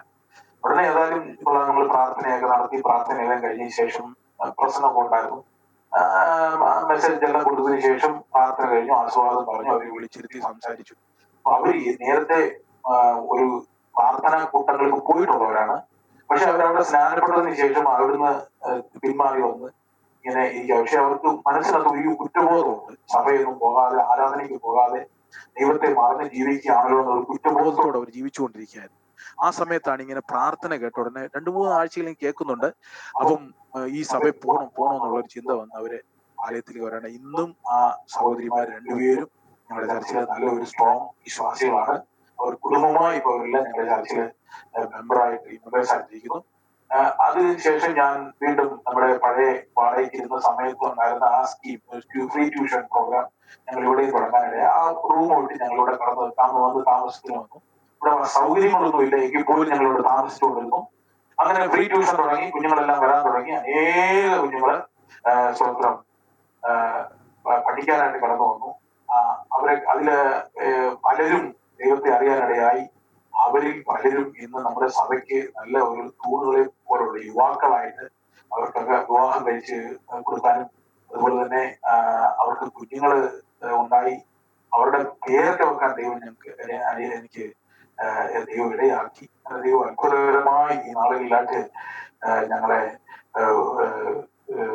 അത്ഭുതകരമായി ഞങ്ങളെ നടത്തിക്കൊണ്ടിരിക്കുന്നു. സ്വന്തം ഇങ്ങനെ പോകുന്ന സമയത്ത് സഭയില് അല്പാൽപ്പം ആത്മാക്കളൊക്കെ വരാൻ തുടങ്ങി. ഒരു 10-20 പേരൊക്കെ ആയ ഉടനെ ചുറ്റുമുള്ള ആളുകൾക്ക് പ്രശ്നങ്ങൾ ഉണ്ടാകാൻ തുടങ്ങി. അതിൽ ഒരു നമ്മുടെ തൊട്ടടുത്തുള്ള ചില ഭവനങ്ങൾ ചില പ്രത്യേക വ്യക്തികളെല്ലാം ഞങ്ങൾക്ക് വിരോധമായിട്ട്, അവർക്ക് രാഷ്ട്രീയപരമായിട്ടൊക്കെ ചില പരിപാടികളൊക്കെ ഉള്ളതുകൊണ്ട് തന്നെ അവർ ആ രീതിയിലൊക്കെ ഇടപെടാൻ തുടങ്ങി. അങ്ങനെ വലിയ പ്രശ്നങ്ങളുണ്ടായി. അതിനുശേഷം പല ഉപദ്രവങ്ങളുണ്ടായി. അത് എനിക്ക് വളരെ ദുഃഖമുണ്ടായി. കാരണം വെച്ചാല് നമ്മള് അന്യദേശത്തൊന്നും അവിടെ താമസിക്കുന്നു, നമുക്ക് സംസാരിക്കാൻ ആരുമില്ല, നമുക്ക് വേണ്ടി പറയാൻ ആരുമില്ല. പക്ഷെ അവർക്കൊക്കെ എന്തെങ്കിലും പറഞ്ഞാൽ ആളുകൾ ഒരുപാടുണ്ട്. അവരെല്ലാവരും കൂട്ടമായിട്ട് ഞങ്ങൾക്ക് വിരോധമായിട്ട് പ്രശ്നങ്ങൾ ഉണ്ടാക്കാൻ തുടങ്ങി. അതുപോലെ തന്നെ ഇടയ്ക്ക് മുല്ലപ്പെരിയാർ പ്രശ്നം വന്നപ്പം ഞങ്ങളെ മലയാളികളായതുകൊണ്ട് തന്നെ മലയാളികളാണ് ഇവരെല്ലാം അടിക്കണമെന്നുള്ള രീതിയിലുള്ള ചില ആളുകളെല്ലാം ഏർപ്പാട് ചെയ്യാനൊക്കെ ഉള്ള സാഹചര്യങ്ങളുണ്ടായി. പക്ഷെ അതിൽ നിന്നൊക്കെ ദൈവം ഞങ്ങളെ ഉപയോഗിച്ചു അത്ഭുതകരമായി കൊണ്ടുവന്നു. ഞങ്ങൾക്ക് വിരോധമായി എഴുന്നേറ്റ ചില കുടുംബങ്ങൾ, ചില വ്യക്തികൾ ഇന്ന് അവരുടെ ജീവിതം വളരെ ദുഃഖകരമാണ്, ദുരിതം പിടിച്ച ജീവിതമാണ്. അവരൊക്കെ നല്ല ലെവലിൽ നല്ല നിലയിലിരുന്നവരാണ്. പക്ഷെ ഇന്ന് അവരുടെ ജീവിതമൊക്കെ വളരെ ദുഃഖകരം. അവരുടെ മക്കളും അവരുടെ കൊച്ചുമക്കളും ഒക്കെ പലരും രോഗികളായിട്ടും പലരും നഷ്ടപ്പെട്ടു പോയവരും. ഒരു കുടുംബം വിരോധമായ വളരെ പ്രശ്നങ്ങൾ ഉണ്ടാക്കി. ആ കുടുംബം അവരുടെ സ്ഥലമെല്ലാം വിട്ടിട്ട് നാട്ടിലേക്ക് കടന്നു പോകാനിടയായി. അങ്ങനെയൊക്കെയുള്ള അത്ഭുതങ്ങൾ ദൈവം ചെയ്തിട്ടുണ്ട്. അവര് നഷ്ടപ്പെട്ടു പോയതുകൊണ്ടോ അല്ലെങ്കിൽ അവർക്ക് ദുഃഖകരമായ അവസ്ഥ വന്നതുകൊണ്ടോ നമുക്ക് സന്തോഷമൊന്നുമില്ല സ്വന്തം. പക്ഷെ ദൈവം നമ്മളെ എത്രത്തോളം അനുഗ്രഹിക്കുന്നു, എത്രത്തോളം നമ്മളെ അത്ഭുതം നടത്തുന്നു എന്നുള്ളത് ഈ സംഭവങ്ങൾ മൂലമായിട്ട് അറിയാനിടയായി. ഫറവോനും സൈന്യവും ഇസ്രായേൽ ജനത്തിന് വിരോധമായിട്ട് എഴുന്നേറ്റപ്പോൾ ദൈവം അവരെല്ലാം തകർത്ത് കളഞ്ഞ് ദൈവം തന്റെ ജനത്തെ അത്ഭുതകരമായി കനാൻ ദേശത്തിൽ എത്തിച്ചതുപോലെ ദൈവത്തിന്റെ ജനമായ നമുക്ക് വിരോധമായി എഴുന്നേൽക്കുന്ന ആര് നമുക്ക് വിരോധമായി എഴുന്നേറ്റാൽ അവർക്കെല്ലാം മുൻപാകെ ദൈവം നമ്മൾ ഉയർത്തുന്ന ദൈവമാണ്. ശത്രുക്കൾക്ക് മുൻപാകെ മേശ ഒരുക്കുന്ന ദൈവമാണ്. കർത്താവിന്റെ വചനത്തിൽ ദൈവം നമുക്ക് തരുന്ന നന്മകളെ അനുഗ്രഹങ്ങളെ കുറിച്ച് പറയുന്നത്. ആകയാല് നമ്മുടെ ജീവിതത്തിൽ നമുക്ക് വിരോധമായിട്ട് ആരെങ്കിലും നമ്മുടെ ജീവിതത്തിലൊക്കെ വിരോധമായിട്ട് എന്തെങ്കിലും പ്രശ്നങ്ങൾ ഉണ്ടാക്കുന്നുണ്ടെങ്കിൽ ഒന്നാമത് ചെയ്യേണ്ട കാര്യം, ഞാൻ ചെയ്ത കാര്യം, ഞാൻ അവരോട് ഒരു വാക്ക് പോലും സംസാരിക്കാൻ പോയിട്ടില്ല. അവരൊക്കെ എനിക്ക് ചെയ്ത പ്രശ്നങ്ങൾക്കൊക്കെ ഒരു സ്റ്റേഷനിൽ ഒരു കേസ് കൊടുത്താൽ തന്നെ എല്ലാവർക്കും അതുപോലുള്ള കാര്യങ്ങളൊക്കെ വിചാരണയായി. പക്ഷേ എങ്കിലും ഞാൻ ഒരു വാക്ക് പോലും വിരോധമായിട്ട് സംസാരിക്കാനോ ഒരു കേസ് കൊടുക്കാനോ ഒരു പ്രശ്നത്തിനോ ഒന്നും പോയില്ല. അവർ വാക്ക് പറയുന്നത് തിരിച്ച് വാക്ക് പറയാനോ ഒന്നും പോയില്ല. നമ്മുടെ ന്യായം നമ്മൾ പറയും, ഞാൻ അങ്ങനല്ല, ഞാൻ അങ്ങനെ ചെയ്തിട്ടില്ല എന്നൊക്കെ പറയും. പക്ഷെ ഇല്ലാത്ത കാര്യങ്ങൾ, ചെയ്യാത്ത കാര്യങ്ങളൊക്കെ നമുക്ക് വിരോധമായിട്ട് അവർ പറയുകയും നമ്മളോട് വിരോധമായിട്ട് പ്രശ്നങ്ങൾ ഉണ്ടാക്കുകയും ചെയ്തെങ്കിലും അവരുടെ പ്രയാസഘട്ടങ്ങളിൽ, അവർക്ക് രോഗം വരുമ്പോൾ, അവർക്ക് ദുഃഖം വരുമ്പോൾ അവരുടെ അടുത്ത് ചെന്ന് അവർക്ക് ആശ്വാസം പകരാൻ പലരെയും സഹായിക്കാനും ഒക്കെ ദൈവം എനിക്ക് ചെയ്തിട്ടുണ്ട്. ആ സഹായങ്ങളൊക്കെ പിന്നീട് അവരുടെ വായ അടച്ചു കളയാനിടയായി. ഇപ്പൊ നമുക്ക് വിരോധമായിട്ട് അവർക്ക് സംസാരിക്കാൻ കഴിയത്തില്ല. ഇപ്പൊ നമുക്ക് സപ്പോർട്ട് ചെയ്യുന്ന രീതിയിലാണ് അവര് മാറുന്നത്. പലരും ദൈവസനത്തിലല്ല എങ്കിൽ പോലും നമുക്ക് വിരോധമായി നിന്നവരൊക്കെ നമുക്ക് അനുകൂലമായി മാറുവാൻ ഇടയാക്കി. ഒരു കേസോ ഒരു പ്രശ്നമോ ഒന്നും ഇല്ലാതെ ഇത്രത്തോളം ദൈവം കൊണ്ടുവന്നു. ഇങ്ങനെ പ്രശ്നങ്ങളൊക്കെ വരുമ്പോൾ ഒരു ഭാഗം ആളുകളൊക്കെ നമുക്ക് വിരോധമായിട്ട് വരുമ്പോൾ അവരുടെ കൂട്ടത്തിൽ തന്നെയുള്ള പല ആളുകളും നമുക്ക് സപ്പോർട്ടായിട്ട് വന്ന് നമുക്ക് കൂടെ ഇരുന്ന് നമുക്ക് ഹെൽപ്പ് ചെയ്ത്, സാമ്പത്തികമായി നമുക്ക് ഹെൽപ്പ് ചെയ്ത്, എല്ലാ രീതിയിലും നമുക്ക് അവരുടെ പ്രയാസങ്ങൾക്കും അവരുടെ എന്താ പറയുന്ന അവർ ജോലി ചെയ്യുകയോ ഒക്കെ നമുക്ക് ഹെൽപ്പ് ചെയ്ത ആളുകളുണ്ട്. അപ്പം ഞാനത് എന്തിനാണ് പറയുന്നത് ചോദിച്ചാൽ, കർത്താവിന്റെ നാമത്തിന് വേണ്ടി നമ്മള് ഇറങ്ങിത്തിരിക്കുമ്പോ എന്റെ പിതാവ് പറയാറുണ്ട്, ദൈവം ഒരുത്തരും കടങ്കാരനായിട്ടും പറഞ്ഞില്ലെന്ന് പറയാറുണ്ട്. ഒരുത്തരും ദൈവം കടങ്കാരൻ. അപ്പം നമ്മുടെ കർത്താവിന് വേണ്ടി നമ്മൾ എന്തെങ്കിലും ചെയ്തിട്ടുണ്ടെങ്കിൽ, എന്തൊരു ചെറിയ കാര്യമാണെങ്കിൽ പോലും അതിനൊക്കെ ദൈവം തിരിച്ചു നമുക്ക് നന്മയായിട്ട് തരികയും നടത്തുകയും ചെയ്യുന്നുള്ള ഒരു വലിയൊരു സത്യം നമ്മൾ മനസ്സിലാക്കണം. അതുകൊണ്ട് തന്നെ എന്നെ കേൾക്കുന്ന ദൈവമക്കളെ, ദേവദാസന്മാരെ, സഹോദരിമാരെ, സഹോദരന്മാരെ, കുഞ്ഞുങ്ങളെ, നിങ്ങൾ കർത്താവിന് വേണ്ടി എന്തെങ്കിലും ചെയ്തിട്ടുണ്ടെന്ന് നിങ്ങൾക്ക് തോന്നുന്നുണ്ടെങ്കിൽ നിങ്ങൾ ധൈര്യമായിട്ടിരിക്കുക. നിങ്ങൾക്ക് വിരോധമായിട്ട് എഴുന്നേൽക്കുന്ന ആരാണെങ്കിൽ, നിങ്ങൾക്ക് വിരോധമായിട്ട് പല സാഹചര്യങ്ങളുണ്ടാകും, പ്രശ്നങ്ങളുണ്ടാകും, പ്രതികൂലങ്ങളുണ്ട്, രോഗമുണ്ടാകും, ഏത് രീതിയാണ്, ഏത് രീതിയിലുള്ള പ്രശ്നങ്ങളാണെങ്കിലും ദൈവം നിങ്ങളോട് ഉണ്ട്. ദൈവം നിങ്ങൾക്ക് വേണ്ടി ഒരു നന്മ ചെയ്യാനായിട്ട് ഒരു സമയം വെച്ചിട്ടുണ്ട്. ആ സമയത്ത് ദൈവം നിങ്ങളെ ഉയർത്തുവാനായിട്ട് ഇടയായി തീരുമെന്നുള്ളത് നിങ്ങൾ മറന്നു പോകരുത്. അനേകരെ സ്നാനപ്പെടുത്താനായിട്ട് കർത്താവ് കൃപ ചെയ്തു. സ്വത്രം. ഞാൻ നേരത്തെ പറഞ്ഞതുപോലെ എനിക്ക് വലിയ കഴിവുകളൊന്നുമില്ല. സംസാരിക്കാനുള്ള കഴിവുകളോ അല്ലെങ്കിൽ ആൾക്കാരെ പിടിച്ചിരുത്തുന്ന രീതിയിൽ സംസാരിക്കാനോ അവരെ എന്താ പറയുന്നത്, നമ്മള് പറയാറില്ലേ, കോൾമയിൽ പൊളിക്കുന്ന രീതിയിൽ സംസാരിക്കുന്ന അത്രത്തോളം ഒന്നുള്ള കഴിവുകളൊന്നുമില്ല. തമിഴിലും ഇല്ല, മലയാളത്തിലും ഇല്ല. പക്ഷേ ദൈവം എന്താണെന്ന് അറിയത്തില്ല, നമ്മുടെ സഭയിൽ ഏറെക്കുറെ ഒരു 50 വിശ്വാസികൾ ഇന്ന് ആരാധനയ്ക്കായിട്ട് കടന്നു വരുന്നുണ്ട്. അങ്ങനെ ദൈവം കൊണ്ടുവരാൻ ഞാൻ പലപ്പോഴും വിചാരിക്കും, ഞാൻ പ്രസംഗിക്കുന്ന പ്രസംഗം ഇവരെ എങ്ങനെ കേട്ടിരിക്കുന്നു. കാരണം ഞാൻ റെക്കോർഡ് ചെയ്തിട്ട് എന്റെ പ്രസംഗം എനിക്ക് തന്നെ ചില സമയത്ത് കേൾക്കുമ്പോൾ ഇത്രത്തോളം നല്ല തമിഴല്ലല്ലോ എന്ന് പറയാറുണ്ട് ഞാൻ. പക്ഷെ ദൈവം അങ്ങനെയുള്ള ജനങ്ങളെ ദൈവം നമ്മുടെ മുൻപാകെ കൊണ്ട് നിർത്തി നമുക്ക് സഹായിക്കാൻ കഴിവുള്ള, നമുക്ക് സഹായിക്കാൻ മനസ്സുള്ള, സ്വന്തം ഏത് രീതിയിലും സഹായിക്കാൻ മനസ്സുള്ള, രാത്രി 12 മണിക്ക് 1 മണിക്ക് 2 മണിക്കൊക്കെ വിളിച്ചാലും നമ്മുടെ സഹോദരന്മാർ ഉടനെ ഓടിക്കൊടുത്തു. അതുപോലെ സഹായിക്കുന്ന ഇവിടെ കേരളത്തിലൊന്നും എനിക്ക് തോന്നുന്നില്ല അങ്ങനെയുള്ള വിശ്വാസമൊന്നും എനിക്ക് തോന്നുന്നില്ല. സ്വന്തം അത്രത്തോളം മനസ്സുള്ള, നല്ല ഹൃദയമുള്ള ഞാൻ എപ്പോഴും ഇവിടെ പറയാറുള്ള ഒരു കാര്യം, കേരളത്തിലുള്ള ആളുകളെ കാട്ടിലും തമിഴ്നാട്ടുകാർ നല്ല മനുഷ്യരാണ്. മോശമല്ല നമ്മൾ, എങ്കിൽ പോലും ഞാൻ അങ്ങനെ പറയാറുണ്ട്. കാരണം കേരളത്തിലെ ഒരു സഭയിലെ ഒരു വിശ്വാസി ഞായറാഴ്ച ആരാധനയ്ക്ക് വരും, അല്ലെങ്കിൽ ഇടക്കൂട്ടങ്ങൾക്ക് വരും, പോകും, അത്രേ ഉള്ളൂ. പക്ഷെ ഇവിടെ അങ്ങനല്ല. ഇവിടെ നമുക്കൊരു പ്രയാസം ഉണ്ടെങ്കിൽ എന്റെ കുഞ്ഞുങ്ങളെല്ലാം ഞാൻ തന്നെ ഇട്ടിട്ട് ഇവർ തന്നെ ആക്കിയിട്ട് ഞാനും എന്റെ ഭാര്യയും വെളിയിലൊക്കെ വിസിറ്റിങ്ങിന് പ്രവർത്തനങ്ങളൊക്കെ പോകാറുണ്ട്.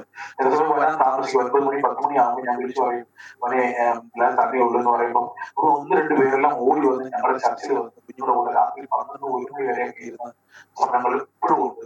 ഞാൻ പറഞ്ഞു, അങ്ങനെ അത്രത്തോളം സഹായിക്കാൻ മനസ്സുള്ള ഒരു വർഷം മുൻപ് ഞാൻ എന്റെ സഭയുടെ കുറച്ച് അല്പം മാറി ഒരു 3 സെന്റ് സ്ഥലം വാങ്ങിക്കാനിടയായി. എല്ലാ സ്ഥലത്തും ഭയങ്കര വിലയാണ്. ഒരു സെന്റിന് 2.5 ലക്ഷം രൂപയ്ക്ക് ഞാൻ മേടിച്ചത്. അങ്ങനെ 3 സെന്റ് സ്ഥലം വാങ്ങിക്കാൻ ഇടയായി. ആ സ്ഥലം വാങ്ങിച്ചപ്പോ എന്റെ ഒരല്പം പൈസ ഉണ്ടായിരുന്നുള്ളൂ. ബാക്കിയെല്ലാം വിശ്വാസികൾ പലരും എനിക്ക് ഹെൽപ്പ് ചെയ്ത് ഏകദേശം ഒരു 3 ലക്ഷം രൂപയ്ക്ക് മേലെ അവരെനിക്ക് കടമായിട്ട് പൈസ തരാനുണ്ടായി. അതിലെല്ലാം പൈസ ഈ കഴിഞ്ഞ ചില മാസങ്ങൾക്ക് മുമ്പാണ് അതിനെല്ലാം പൈസ ഞങ്ങൾ കൊടുത്ത് വീട്ടിൽ തീർത്തു. അപ്പൊ നോക്കിക്കോണേ, അത്രത്തോളം ഇതൊക്കെ കാര്യം എന്ന് വെച്ചാല് അവര് നമ്മൾ സഹായിക്കാനുള്ള കാര്യം കർത്താവിന്റെ ഹിതത്തിനനുസരിച്ച് ദൈവം നാം നടക്കുമ്പോൾ, നാം പ്രവർത്തിക്കുമ്പോൾ, നാം നമ്മുടെ ജീവിതം മുന്നോട്ട് നീക്കുമ്പോൾ ദൈവം നമുക്ക് വേണ്ടി എല്ലാ പ്രൊവിഷൻസും ഒരുക്കി നമുക്ക് വേണ്ടി ദൈവം നമ്മുടെ കൂടെ നിൽക്കുന്ന ദൈവമാണ്. കർത്താവിന്റെ ഹിതത്തിന് അല്ലാതെ നമ്മൾ ചെയ്തു കഴിഞ്ഞാൽ ഒരിക്കലും ദൈവം നമ്മൾ കുറയ്ക്കത്തില്ല.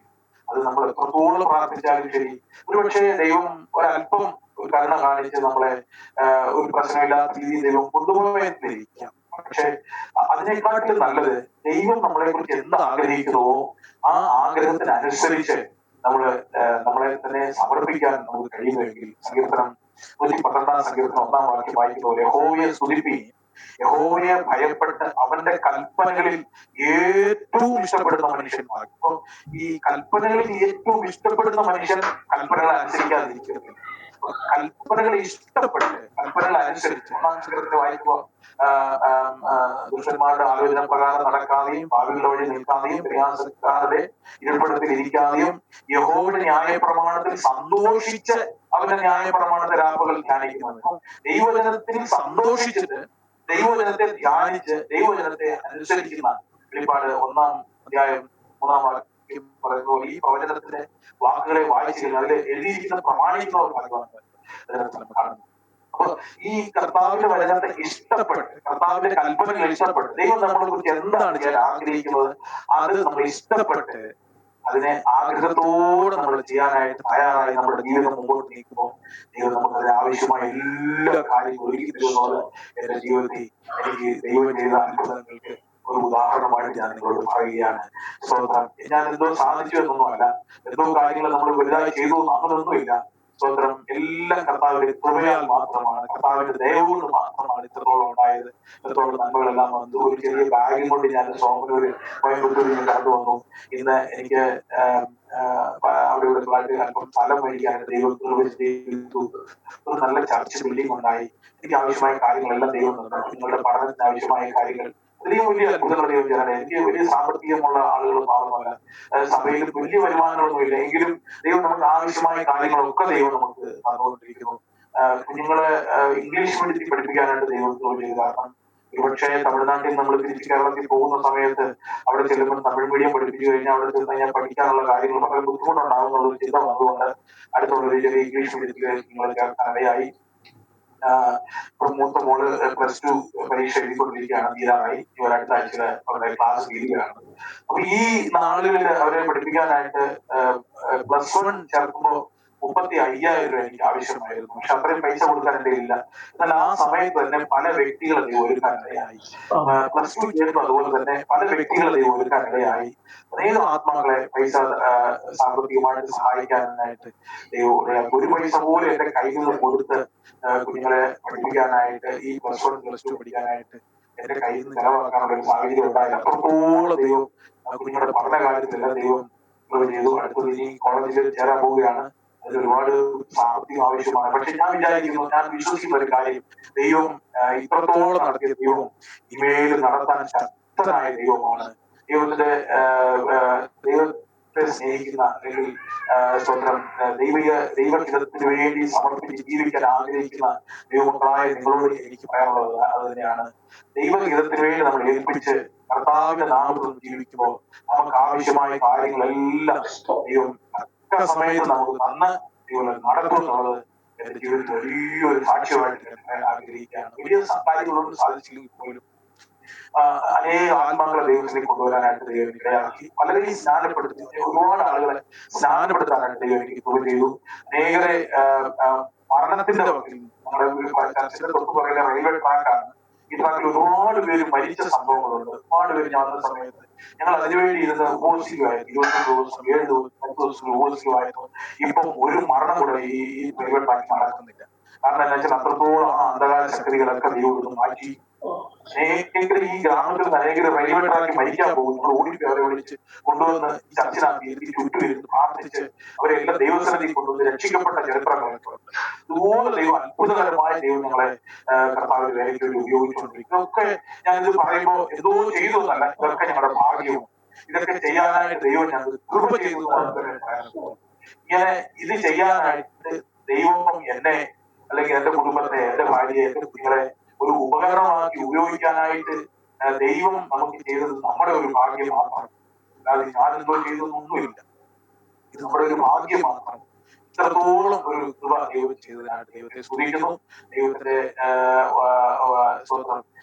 ഹിതം അനുസരിച്ച്, ദൈവത്തിന്റെ വചനം അനുസരിച്ച്, ദൈവത്തിന്റെ ഇഷ്ടത്തിനനുസരിച്ച് ജീവിക്കാൻ നമ്മൾ എപ്പോ താല്പര്യം എടുക്കുന്നു, എപ്പോ നമ്മൾ സ്റ്റെപ്പ് എടുക്കുന്നു, അപ്പോൾ തന്നെ ദൈവം നമ്മുടെ കാര്യങ്ങൾക്കെല്ലാം നീക്കവും ഉണ്ടാക്കും. നമ്മുടെ കാര്യങ്ങളെല്ലാം ദൈവം അത്ഭുതകരമായി നടത്തുവാൻ കേൾക്കുന്ന പ്രിയപ്പെട്ടവരെ, ദൈവം നിങ്ങളെ അനുഗ്രഹിക്കട്ടെ. ഒരുപാട് കാര്യങ്ങൾ ഇനിയും പറയാനുണ്ട്. ഒരുപക്ഷെ നമുക്ക് ദൈവമാണെങ്കിൽ ഒരു നാളുകളിൽ നമുക്ക് ഒരുപക്ഷെ ദൈവം അനുവദിച്ചാൽ നമുക്കെല്ലാം പറയാനായിട്ട് ദൈവം ഇടയാക്കട്ടെ. എത്രത്തോളം ദൈവം നടത്തിയ ദൈവത്തിന് നന്ദി പറയുന്നു. ഇതൊക്കെ ദൈവം എനിക്ക് ചെയ്തത് വലിയൊരു ഭാഗ്യമായി കരുതുന്നു. വിശേഷം ഈ ജോയ്സ് ടിവിയില് എനിക്ക് എന്റെ സാക്ഷ്യം പറയാനായിട്ട് ഒരു അവസരം തന്നതിനായിട്ട് ഇതിന്റെ സംഘാടകരോട് ദേവാസൻ പാസ്റ്റർ തോമസ് ജോർജ് അവരോട് നന്ദി അറിയിക്കുന്നു. വിശേഷം ഇതൊരു സാഹചര്യത്തിൽ ദൈവത്തിന് വലിയ നന്ദി അർപ്പിക്കുന്നു. ഇത് പറയാനായിട്ടും എനിക്ക് ദൈവം തന്നത് വലിയ കൃപയാണ്. കാരണം എന്റെ വാക്കുകൾ കേൾക്കുമ്പോൾ, ഈ വാക്കുകൾ കേൾക്കുന്ന പലരും കർത്താവിന്റെ ഹിതത്തിനനുസരിച്ച് നിങ്ങൾ സമർപ്പിക്കുമെന്ന് ഞാൻ വിശ്വസിക്കുന്നു.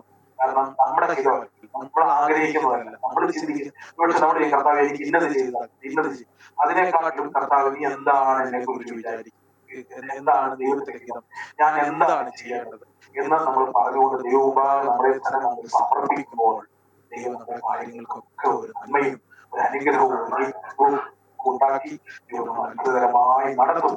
യാതൊരു സംശയമില്ലാത്ത കാര്യമാണ്. അത്തരത്തിൽ ദൈവം നിങ്ങൾ നടത്തട്ടെ, ദൈവം അനുഗ്രഹിക്കുമാറാകട്ടെ. അവസരം തന്ന പ്രിയപ്പെട്ടവർക്ക് നന്ദി പറയുന്നു.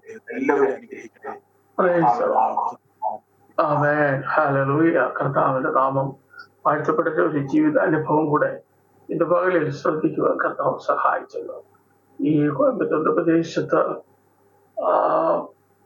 കർത്താവിന്റെ വേലയുടെ ഒരു ബന്ധത്തിൽ വന്നു പാർക്കുന്ന വാത്സല്യ കുടുംബത്തെയും കർത്താവിന്റെ ദാസനെയും കുടുംബത്തെയും കുഞ്ഞുങ്ങളെയും പട്ടണത്തിന് ദൈവം പിന്നെയും അത്ഭുതകരമായി തന്നെ അനേകരെ തീയിൽ നിന്ന് വെള്ളത്തിൽ വലിച്ചെടുക്കാൻ കൊണ്ടുവന്ന ദാസനെ നീ ഉപയോഗിക്കട്ടെ. ഒരു വാക്ക് ദൈവസ്ഥലം പ്രാർത്ഥിക്കുക. കർത്താവെ ഒരു കേൾപ്പിച്ച നല്ല വാക്കുകൾക്കും നല്ല വചനങ്ങൾക്കും സ്തോത്രം. ദാസന്റെ പ്രവർത്തനങ്ങളെ ആദരിക്കണം. അനേകരെ ക്രിസ്തുവിലേക്ക് നടത്തുവാൻ സ്വർഗത്തിലെ അപ്പൻ ദയ ചെയ്താട്ടെ. കുടുംബത്തെയും കുഞ്ഞുങ്ങളെ ഓർക്കുന്നു. എല്ലാറ്റിനായി കർത്താവിന്റെ നന്ദി പറയുന്നു. യേശുവിന്റെ നാമത്തിൽ തന്നെ. ആമേൻ.